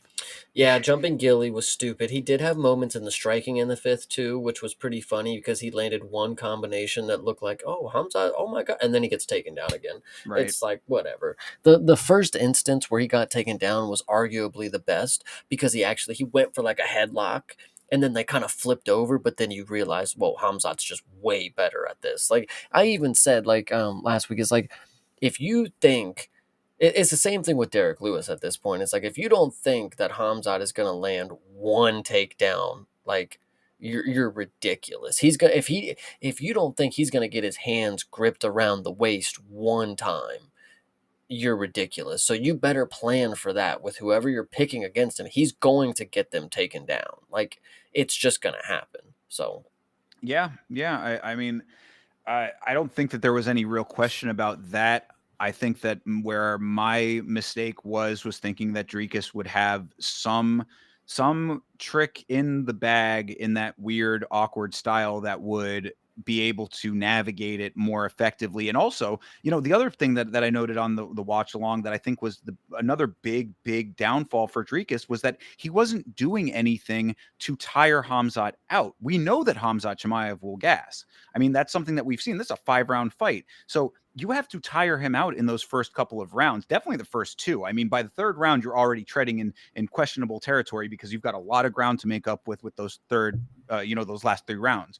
But he wasn't doing anything that would tire him out. Every time that he would get taken down, he was just on the ground. Hamzat was just putting all of his weight on him, didn't have to move all that much. There was no explosive actions on Hamzat's side except to advance position, and then he would be able to rest again. So, the crucifix was a perfect position for him to be able to continue to conserve his energy because all he had to do was lay on top of him. You get the arm trapped, and then all you got to do is just pepper shots. Like you said, little tap shots, and then you end up with these ridiculous numbers over here. And that looks great on the stats. We all know the reality of it, but as far as effectiveness goes and conserving the tank, he did all of that perfectly. So credit where credit is due. But again, I fault Dricus more than I praise Hamzat because you cannot be a champion with this as a hole in your ozone layer. yeah, I definitely agree. Dricus, the only thing that I could say is, I don't think you're going to beat Hamzat if these are the game plans you're coming out with. Go ahead, wrap up the career, go start your movie star lifestyle, get Andy Serkis to play your coach in a movie. You will definitely make plenty of money. I'm telling you, you're fine. All right, so who beats Hamzat? Nobody. No. I actually think that as if that's the what he's gonna do against everybody, I think Imavov is not gonna fight him. He's gonna say that it is due to religious reasons. He's not. That's my brother. I'm not Yeah. fighting him. Definitely seeing that one. Kaio not winning. I hate to break that one to everybody. That's a hard one to stomach. Fluffy may have the best chance, but just because that's the clear, obvious choice that everybody thinks should be able to deal with Hamzat. I also think he probably is going to get ragdolled for a second or two. I think at the end of the day, Hamzat is just going to hold up the belt and eventually retire early without actually defending it against many people. Yeah. Well, that's He'll wait whole. for the one that is like a super hammy perform. Like Sean Strickland's trying to sell the fight, so he'll pick Sean Strickland to be the one. He'll go ahead and mop the floor with him in one round, and then he'll go like retire or something. It would really upset me if Sean Strickland jawed his way into another title shot after all the bullshit that he's been putting the division through. But yeah, I mean, I am of the mindset that Fluffy does have the chance to do it with what we have seen. But of course, Hamzat is no Roman Dolidze. I think that there's probably potential there. People have been saying Rainier. I think Oh Rainier yeah, has. he also gets fucking Yeah, that destroyed. that's kind of where my head is at as well. That's John Anik on the broadcast saying, "Oh, Renier de Ritter right now is saying, oh, I'm a pretty good grappler." I'm He like, was yeah, fucking shitting himself, dude. yeah, Like no every one way. of them in the crowd. They showed Kaio, Fluffy, RDR, all of these guys had the face of I'm next, and that's not good. So whatever. Yeah, I mean, what are the outside chances that Kamaru Usman goes up to middleweight and tries again? Oh god. Yeah, I don't see it. I don't see that I one. don't see it Kamaro either. is, Yeah. yeah, he's just, listen, we don't even know if this dude's gonna fight again this year, Yeah. whatever. Well, and I guess the other question then that I have, speaking of, whether people will fight again this year, is how does Hamzat's health issues affect all of this? I've been saying that for years leading up to him becoming the champ. Now is that, this guy, a swift breeze will have this guy sick for months, Well, that was the most real. So shout out Dusty in the Discord, aka North. He said the only thing, and this is true as hell, the only thing that's gonna get over on Hamzat, the thing that's gonna lead to him losing the belt, if he does actually fight till he loses it, it is going to be a bad weight cut or some sort of sickness in a camp where he still decides to show up. And I don't know if he will. I think he might be the type of dude to cancel a main event if he's not feeling good, even as champ. Yeah. So I could totally see that happening, but him losing the belt, yeah, it's all dependent on his health for sure. Yeah, so I mean, we're gonna have to see if he can stay healthy. He obviously took no damage in this fight, so if he wanted to fight again on quicker turnaround, he certainly could. We'll have to see who they want to match him up against. Like I said, I'd be very upset if Sean Strickland talked his way into a title shot based on essentially nothing, essentially just rumors that he's making up about him having success in the gym against Hamzat. Jim don't matter to me in the slightest. Hmm. So we'll see who they end up pairing him up against. But in this performance right here, dominance rained out. I mean, I said that I think I agreed with Dana. I gave Hamzat these rounds 10-8, except for the last one. So 50-40, what 50 One, 41, yeah. nice. That's kind of what I thought. So, that's very unfortunate for Dricus. Dricus's stock plummets off of this now. I mean, you don't get held down like that and come back in any kind of favorable light with the fan base, I would say. I think that he's going to be the butt of a lot of jokes going forward now after a domination like that. And, we're just going to have to see how things shake out for Hamzat as the champ now. But in this day right here, right now, you have a new middleweight champion of the world. So congratulations to Hamzat Chimaev. Hell yeah. And that will bring us to the end of UFC 319, Duplessis versus Chimaev. Chase, after talking it through, what are your final thoughts on this one? Some decent moments, but overall, this was not the pay per view that it should have been. So, Well, I thought the main card was very good. I thought that the undercard had some pretty good moments on it. I was enjoying this one. Obviously, two back-to-back spinning elbow knockouts is very cool. Main event, a little bit of a letdown, but you can't deny the dominance of Hamzat. So in that vein, I thought that was kind of cool to witness. Strikes and gutters, ups and downs on this one, I would say. yeah, it is what it is. I'm waiting for this next week. This next card's going to be fun. Well, let's talk about it. Next week coming up here is Mr. Johnny Walker versus Zhang Minyang. Now, keep in mind, everybody out there listening, this is an early card. So this is going to start at 3 a.m. Eastern Standard Time. Set your clocks wherever you are in the world. Might be better for you, might be worse, but I will. Both of us will be up for this early start. So 3 a.m. is the time to be on the streams. But Johnny Walker versus Zhang Minyang in the main event. What are you thinking, Chase? This main event is a banger. We are definitely getting a finish. In typical UFC fashion, they give the two biggest guys 5 rounds, knowing damn well they are never going to get there. I love it. I love it too. I think Zhang Minyang is going to finish this one in the first round like he is always going to do. This dude's a finisher, man. He's a Yeah. Chad. Oh, this is going to be yet another Johnny Walker goofy knockout highlight in the making right here. I mean, Zhang Mingyang is legitimately as advertised. This guy is a beast. He's Hmm. huge, and he's like he is one of those dudes that goes out there and like finds the knockout no matter what you do. As far as what I've seen so far, like Walker might try to be a little bit crafty with his movements. Not going to matter. I think that especially for the fact that this is a 5 rounder, if he doesn't do it in the first, he'll do it in the second. If he doesn't do it in the second, he'll do it in the third. Yep, I definitely agree. He's gonna get this one done. Shout out to my boy Zhang Minyang. Johnny Walker has had too long of a layoff. He's already goofy enough, so imagine him with ring rust where he's not really in the zone. That's not a good look.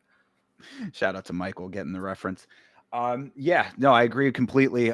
Walker is a dude who he a spotty at best. I mean, like the fact I think that this is a mismatch. Honestly, I know that Zhang Minyang is just starting out, so I guess it does make sense. As far as like where they are in the rankings and stats wise or whatever, but like I just think that this is just going to be a mauling, just Mm-hmm. point blank period. 100%. All right, moving on down the line. Brian Ortega versus Aljamain Sterling. This has a potential to be pretty competitive. The word on the street from Marcel is that this is a 5 round co-main event. Oh, is it? That's what Marcel said earlier. Interesting. Okay, well, how do you think that that affects things? I think it makes it a little longer, and that's about all I'll say. No, it's they're gonna grapple. I mean, I think Aljo actually is gonna do very good on the feet against Brian Ortega. Aljo's not the best striker, but Brian Ortega is a punching bag. I mean, surely we know that these dudes are gonna be a stalemate in the grappling, but I think Aljo is gonna have better chance on the feet, and I'm just really hoping for that. Yeah, Aljo dominance is. The grappling, I think he'll be stronger. I think he'll be stronger than Brian Ortega because Brian Ortega is not this dude who ever looks like he's just been in the gym, like he's always pudgy. Aljamain, he's gonna show up looking like $1 million. Like he's gonna be straight out of the fucking gym, and he's always cut, chiseled, and ready to throw people around and get him in the body triangle. So easy for me. I think I got Aljo. Yeah, I would say it probably goes a little bit later, especially if it's a 5 rounder. Ortega is very durable, even with taking as much damage as he takes. So that would lead me to believe that I'm not worried about Aljo like going out there and like barn burning him on the feet or anything like that. But I do think that if he's fresh, he has a little bit more of a potential to drag it out when it comes to the grappling. Aljo just stays the course. I mean, Yeah. he was a champ for a reason. He's still one of the most dominant wrestler grapplers that we have in this sport, as far as I'm concerned. I mean, he's extremely well rounded and talented when it comes to the ground game. Like he when I say that he is skilled in all areas of wrestling and grappling, as far as I'm concerned. He's very very talented there. So it might take a little bit longer than expected, but I think that he pulls it off. See, Aljo at 36, I didn't get to watch him during his title run, and a lot of people you'd be picking him in those fights. He was a very dominant champ. But as of right now, I look at him as like, okay, he's going to be the older vet. He's going to be the guy. Brian Ortega's a weird matchup for him, to be honest with you, because they're two old guys. But Aljamain, at this point, he's going to be in that gatekeeper kind of status, I think. And he's going to be the dude that I'm really going to put money on heavy when people start doubting his abilities. Because he really is somebody that the game is so, one, he's good everywhere. And his game is relying on what he's good at. His striking doesn't have to be amazing because once you get close, he goes for grappling. I think he does have the brains to stay long in this sport, and he doesn't necessarily take a lot of damage in any of his matchups. Yeah, I was going to say the only thing I could see possibly happening is Brian Ortega maybe having more success on the feet as far as the striking goes, because he does have decent power when he gets his shots, like when he gets the shots that he wants. Like Hmm. he's very much another one of these dudes that it's like when the fight starts going a different direction, there's not a lot of answers. Like he starts trailing behind very quickly when he gets overwhelmed. Aljo has potential to overwhelm him with the grappling for sure, but on the feet he might be able to have his way a little bit. So that would also lead me to believe that it might drag out a little bit longer. Again, if this is a 5 rounder, it could go a little bit later than those first three. But I think overall, in the end, Aljamain Sterling is able to pull this off pretty easily. Yep, I definitely agree with you. Yeah. All right. Well, next up is Sergey Pavlovich versus Waldo Cortez Acosta. We've been saying for a while that Sergey Pavlovich is not who he once was, sort of a shadow, a shadow of his former self. Waldo is just a dude who somehow seems to keep winning, even though he never looks great. Waldo at dog money. Take the decision. Thank me later. These dudes are going to be as passive as you can imagine. Sergey plays the outside. He's too passive. He doesn't ever go for the kill. Waldo hasn't tried to punch anybody since Lucas Brzeski. This one is going to decision. Just thank me later. Waldo is on his way to a Tom Aspinall fight at the White House. Are we really just going to never believe that Sergey Pavlovich can be that again, can be him again? It's not about belief. You're asking if we are never going to Okay, well, is believe it that. never going to No, no, happen? that's what's gonna be key. It Right. is not going to happen. That is unfortunate. That All right. he is genuinely just never going to look like he once did. And if you don't believe me, minus 225, go for it. But dude, he has not looked good since the Tom Aspinall fight. Waldo is as consistent as they come. You may not like it, but he gives you what he is going to give, and Yeah. that's every matchup. And he's Yeah. got a chin on him, so I'd be True. okay if Sergey actually looks good, and then Waldo has to actually come up with something. He doesn't get hit that often, so. True. Yeah. And I mean, I say that more of devil's advocate because really after the Rosenstrike fight, I think that we saw almost everything we needed to know because that was the time that he should have been back to form. Like he Mhm. had the time off. It was after the Volkov fight. There was extenuating circumstances there. This was a completely fresh slate with Rosenstrike, and he just again looked like a shadow of himself. Looked like Right. a shell of the former greatness. So Eh, yeah, it's unfortunate to think that that might be the absolute case here, and we've seen it. I mean, Tom Aspinall was supposed to fight John Jones for a while. I'm sure you might remember. John Jones had that effect on people. You fight John Jones, and you're not the same afterwards. Dominic Reyes only now, only all of these years later, is just starting to turn the ship the other way after that. So I mean, maybe Tom Aspinall has the same effect on people. I don't. I think it's a little early to say that. Curtis Blades has not been having that great success either. Yeah, that kind of thing. I don't know. All I'm saying is that when it comes to Pavlovich, yeah, we have seen a dramatic backslide in ability and output. And you're exactly right about Waldo. He is consistent, and he's a guy that I think is a little bit too cocky for his own good. But as long as it's been working, it's been working. So, you know what I mean? Like, for as long as it's going to be successful, he will stay doing what he has been doing consistently and reliably. And now, again, I normally don't take this into big consideration, but if you do want the facts, this is the first Southpaw opponent that Waldo is going to be fighting in the UFC. I just fact checked that. At least since Lucas Dretsky, and I believe that was his debut. So take that as you will. Will Sergey, this is going to be his opportunity to give Waldo something in the striking that he hasn't seen. Will he capitalize on that? I'm going to go ahead and say no.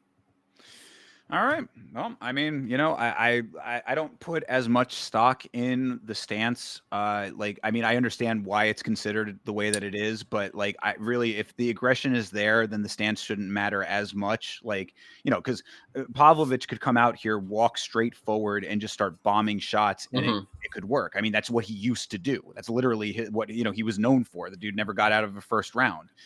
He has not been that guy for a very long time. I don't see anything that's leading me to believe that he's going to come back and be that again. So show me. That's really, I mean, Sergey Pavlovich has the opportunity to shut this conversation down real quick with a fight like this. This would be a great fight to do that in.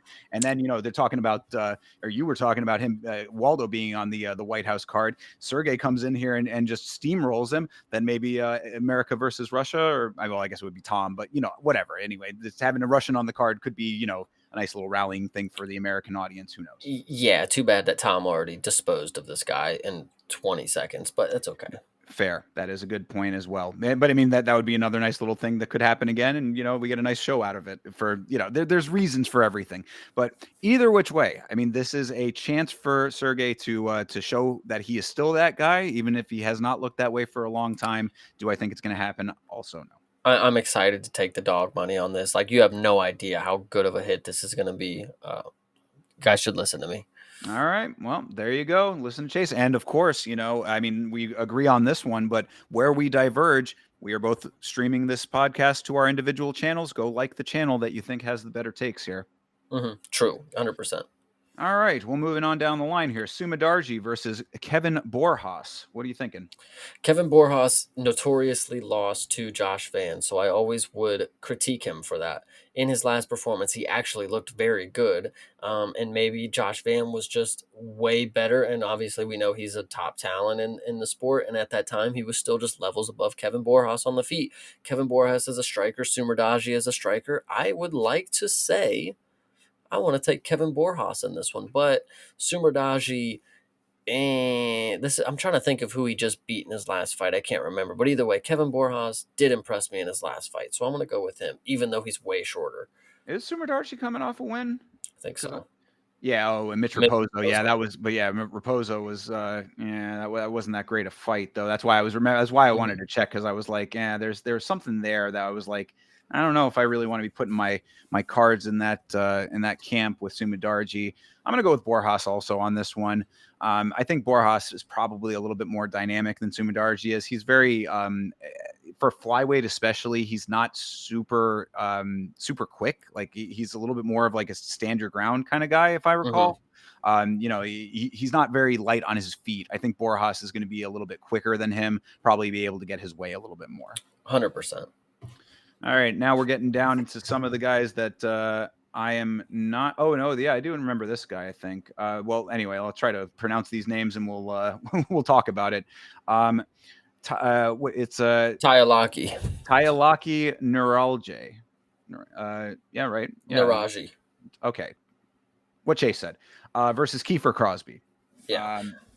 You go for it, because yeah, do I remember this guy? I think he's a Road to UFC guy. Who even knows? Who even cares? Kiefer Crosby's just a random Irish lad, and yeah, no. This dude didn't come from any road to the UFC, but that was back in 2023. So he's been just making his way, and they just pulled him up to fill the fight card. So will he win?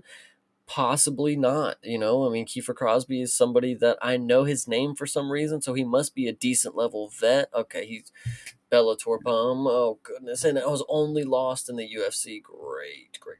Okay. Yeah, 10-5. Yeah, so let's just not play anything on this one, guys. Let's just not.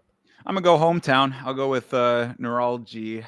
Naraji. There's no L there. Naraji. No Okay, L. fine. Okay, Naraji. I'll pronounce it and then I'll go with him. There we go. Okay. Yeah, we're taking Naraji. Sure. I mean, there's got to be a reason they got him on the main card, right? I would hope so. He's 11-1. Yeah, 11-1, and in Shanghai at home. This could be Tofik. This could be Tofik. This could be any other hometown guy that they got pulled. David Martinez kind of deal, like those, whatever you want to say. Sure. Yeah. So, all right, we'll go with him on that one. Not too much information to be going off of just yet. But this one we got more information about. Mahashate versus Gage Young. Gage Young came in on short notice in his last fight, did not win that fight, but thought that he had a decent amount of heart in it. Mahashate has been around for a good amount of time. Mixed results a little bit, but only 10-4. So, I don't know. This might be another big test for Gage Young, I would say. Yeah, but this one's unfortunate because Gage Young coming in on short notice and putting on one of the worst performances that we've seen, from people on short notice from the Contender Series. He got his ass whooped, and that's unfortunate. I was a big fan of him coming off the Contender Series, and that's why I was really hoping that in this fight right here, he'd come in at a dog, because I would definitely take dog money on Gage Young here. But him coming in at a favorite, Vegas must see what I'm seeing. But then also at the same time, they're overvaluing somebody who's never won in the UFC. And that's what I think is hard to wrap my head around here. Yeah, I mean, Mahashate is a UFC veteran at this point, even in defeat. And again, only 10-4. It's not like he's been, taking crazy loss after loss after loss after loss. I mean, he knows the game. He knows ball at this point. Gage Young still trying to find his footing, getting a big call up in my estimation with this. I think that dog money makes sense on this one. 100%. All right. Lanier Kavanaugh versus Charles Johnson. Love this fight. This is a big, big test for Lonnie. Literally should be on the main card or the featured prelim bout. I don't know what they're thinking here. Big test for Lonnie, of course. I I genuinely don't know how I see Charles winning this because Lonnie is so good at grappling and he's so relentless when it comes to, you know, when he gets people on the ground, he's not there just to hold them. He's there to actually inflict some damage, and he knows how to hold positions, and he's very good on his feet. He's very powerful. Will Charles Johnson meet his demise? Don't think so on the feet. Maybe a submission is coming for Lonnie. Could be. I think that amazingly so, because CJ is so much older, but I do think that Charles Johnson might be a little bit faster than Lonnie Kavanaugh. Kavanaugh's another dude who, even at flyweight, is not crazy with his footwork. He's Hmm. another kind of plant his feet and throw bombs kind of guy. Johnson is definitely more dynamic. You know, he's definitely taller and longer. I think that Johnson's going to offer some pretty heavy challenges for Kavanaugh. We've seen Kavanaugh overcome some challenges in the past, and I do like his style, and I do root for him often. But I think that veteran experience wins out in this one. I think that there are too many factors in Johnson's favor on this one, even with the good things that Kavanaugh brings to the table. He might be able to bomb him. I mean, we did see, Johnson has been knocked out. We've, seen him get dropped before in fights, and there have been times where he's been a little bit too overzealous with his movement. So there are pitfalls with Charles Johnson, but I do think he's leveled his game up over the years because he is very, very active. I'm going with Charles Johnson on this one. I think the veteran, all of those elements that I had just laid out, I think is what's stacking the deck. You also have to know that Charles Johnson, you know, whether you want to take too much into consideration that he lost his last fight, his last opponent did pop for PEDs. So was it a clean loss? No. But did he lose 3 rounds? Yes, to certain judges. Did he think he lost all 3 rounds? No. So, whether you want to roll with that or not, Lonnie Kavanaugh is a prospect that is very hot. And Charles Johnson is the veteran that has stifled hot prospects already. So, pick your poison on this one, but I mean, Lonnie Kavanaugh by finish is what I'm going to go with the hopes that we have prospects on the way in and not Charles Johnson holding us down again. Fair, fair. I mean, that's all sound assessments there. I think that maybe I'm just a little bit more of a fan of Charles Johnson, and I don't look at it as a holding up of the division if he does win. But at the same time, does the run start now? Yeah, I don't know about that either. Why wouldn't this be holding up of the division? He's not getting a title shot. I mean, look, if he wins his fights, he wins his fights. That's Lonnie Kavanaugh goes Yeah, back to the drawing board. You know what I'm no, saying? no, I no. mean, I agree. If he wins, he wins. Fair play. But if he wins, how is it not fair to say that having a 34-year-old in the picture of like keeping prospects out is not like, I don't know. I just can't see that as like a great thing going forward, unless it's yeah. somebody like Malcolm Wellmaker who's 35 and a prospect kind of deal. Like, Well, because I would say that any of the people underneath him can leapfrog him with good performances. So it thins the herd underneath his ranking, so that the people who get past him, it's almost like a gatekeeper without actually keeping the gate, so to speak. Like he's that precipice point where, like, if you can the do moat something. keeper. Yeah, you know what I mean. Like, so you have to be spectacular in your own performances because you can leapfrog him, or you get through him, and then the win counts there too. So, He's you know, just I that troll under the bridge that you have to solve the riddles for. Yeah, I get you. exactly. He pulls his riddles out from that little skullet on the back of his head there. Bingo. All right. So, So who are you divergence taking in there. that one? Oh, I'm taking Charles Johnson. Yeah. Okay, you're on drugs. All right, let's All go. right. Next one. Well, I'm tired when that hits. Galaxy Brain St. James over here. All right. Next one. Rongju versus Austin Hubbard. No drugs needed for this one. This is going to be a blowout for Rongju, I think. I'm still so confused about this because I always thought Rongzu was a lot smaller of a fighter, and the fact that Austin Hubbard is like somebody that I think of like as farm strength kind of guy. Like he's just a big, full kind of. He's been eating good meals, whatever you want Yeah. to say.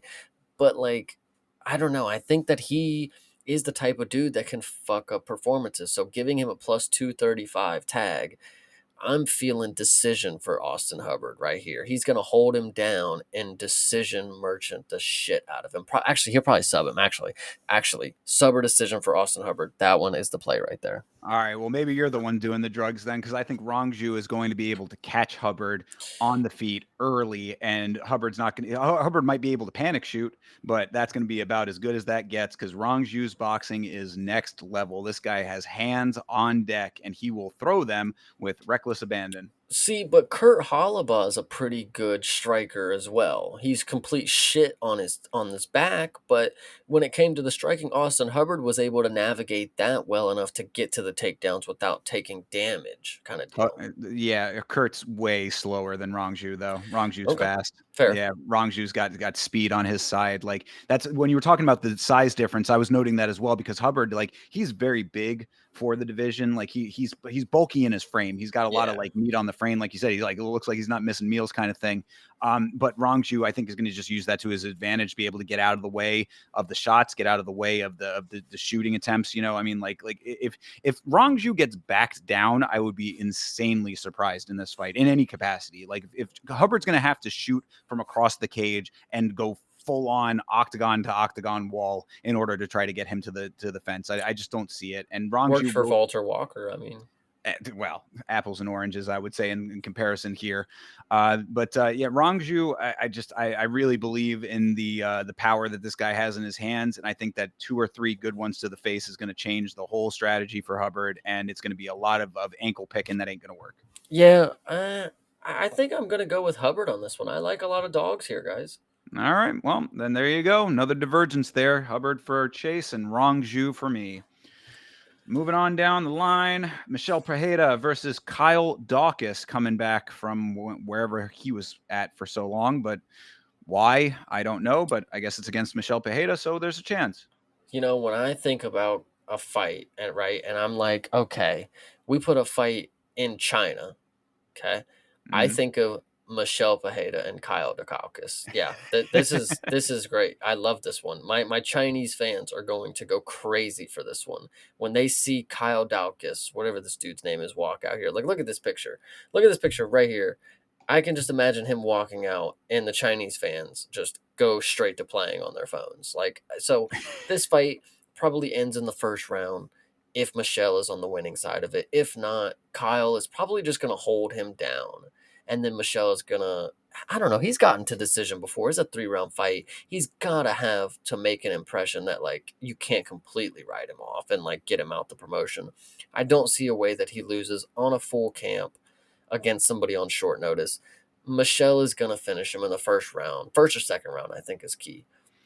Michelle needs to make sure that when he comes into this fight that his cardio is just at least that he can walk to the cage. Mhm. Like if he can make it to the cage without gassing out, then he has a shot to do all of the things that you just said. But this guy's cardio has been so abysmal in some of his more recent performances that it's just always questionable. God forbid if this guy pulls a dance routine in Shanghai, I'm going to pull out what little hair I have left. Yeah. So, all I'm saying is that Michel Pereira can win this fight, and I do think he's going to win this fight. But if he even slightly moves too dramatically in one direction, Kyle Dawkins has a chance because this dude's tank is non-existent, and he puts everything that he has. He's like Hamzat without the full on skill set, Mhm. all gas early, but gassing immediately thereafter. So All gas and emergency brake is basically what he's got. bingo, exactly. So yeah, so I mean, do I think Michel Pereira wins this fight? Yeah, I do. Do I see potential for this to go completely sideways and rando Kyle Dawkins, who just crawls out from underneath a rock back into the organization, getting a win? It would be very. I think it would just be kind of unfortunate, but. Could it happen? Absolutely, it could happen because it's Michel Pereira, and he has certainly found ways to lose fights worse. Hell yeah. I definitely agree. All right. So we both going Michelle on that one then? We're going Michelle. All right. Yija versus Weston Wilson. What are you thinking? So what I'm thinking is that Weston Wilson has now become the loser to the road to the final UFC's first entry into the UFC. So he also fought Jeka Sergey, who ended up losing to Anshul Jabli, got knocked out in the road to the UFC finals. Weston Wilson then fought Jeka Sergey and submitted him in the first round. Yiza has also lost in the road to the UFC finals against Mr. Jo Hung Young, Lee, I think is his last name. Sorry, I think it's Ji Hung Lee or something like that. Either Mhm. way, lost to him. Now we got him against Weston Wilson. Yiza has 13 submissions, which is pretty nuts. That's a lot, but minus 1,500 tag for somebody who couldn't even win in the road to the UFC. I mean, I've seen it before. I've seen this story play out already. Weston Wilson first round finish, probably, or decision. I would love to see it.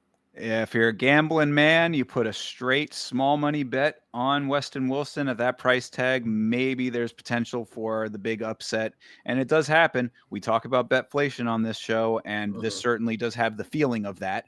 But I mean, Yija coming out here and just grabbing him, getting a hold of him, taking his back and getting his neck. Certainly potential for that. Sounds likely. Weston Wilson has been less than impressive, and 17-9 certainly does not inspire anybody. But yeah, like I said, if you are a gambling man, go for the small money straight on Weston Wilson. Otherwise, just stay away from this fight. Hell yeah. That's what So I would do. yeah, I'll go with Deja. Obviously, if to have to pick somebody just because it makes sense, I believe. But pray for the upset. Yeah. All right.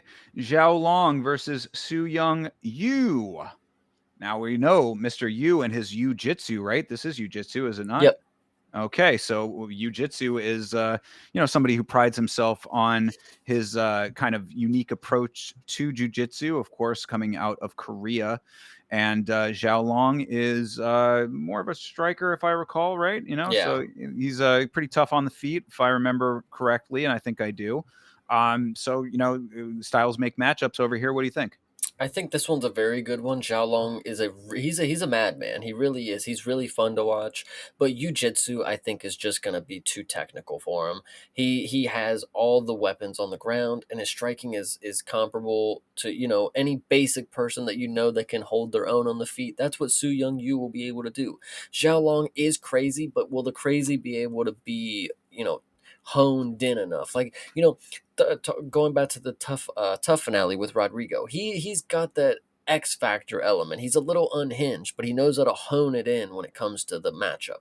Xiaolong, will he be able to control it when he's in the positions that he doesn't seem to be winning? We will see. Or will that frustrate him and get him further into the trap? I don't know. I think Su Young Yu is my pick, though.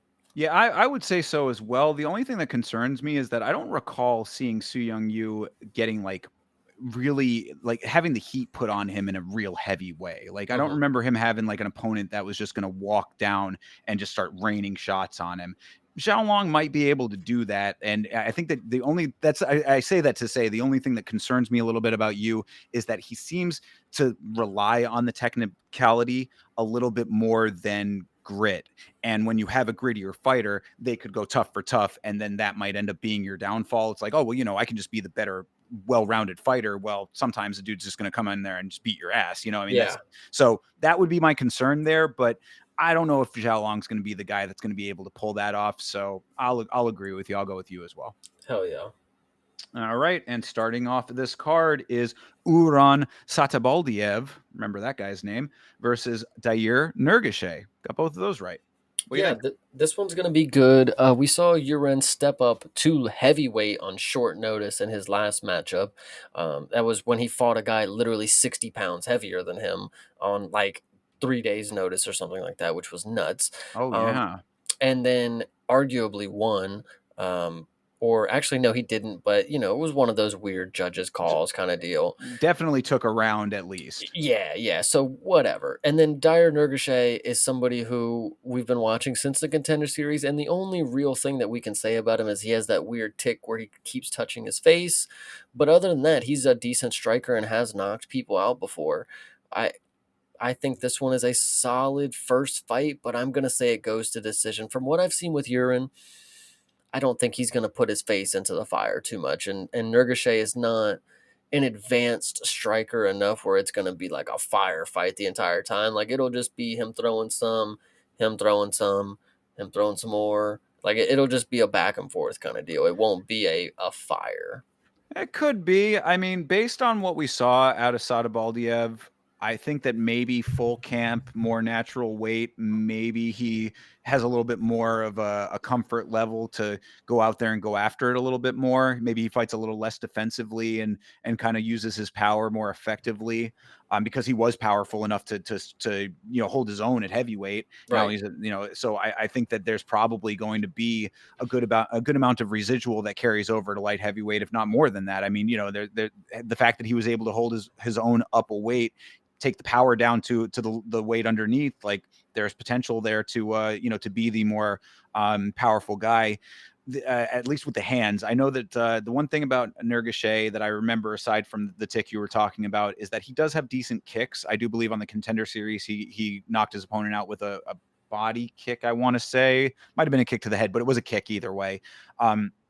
So, he might be able to keep it more ranged, and that might make it harder for Sadabaldiev to get on the inside and land some strikes. If that's the case, then maybe Nurgashay ends up, kind of pointing his way to a decision. But I want to believe that Sadabaldiev comes in here and schools this guy, because I thought that Nurgashay, I was already questionable with him on the Contender series. He made it into the organization, got a win there.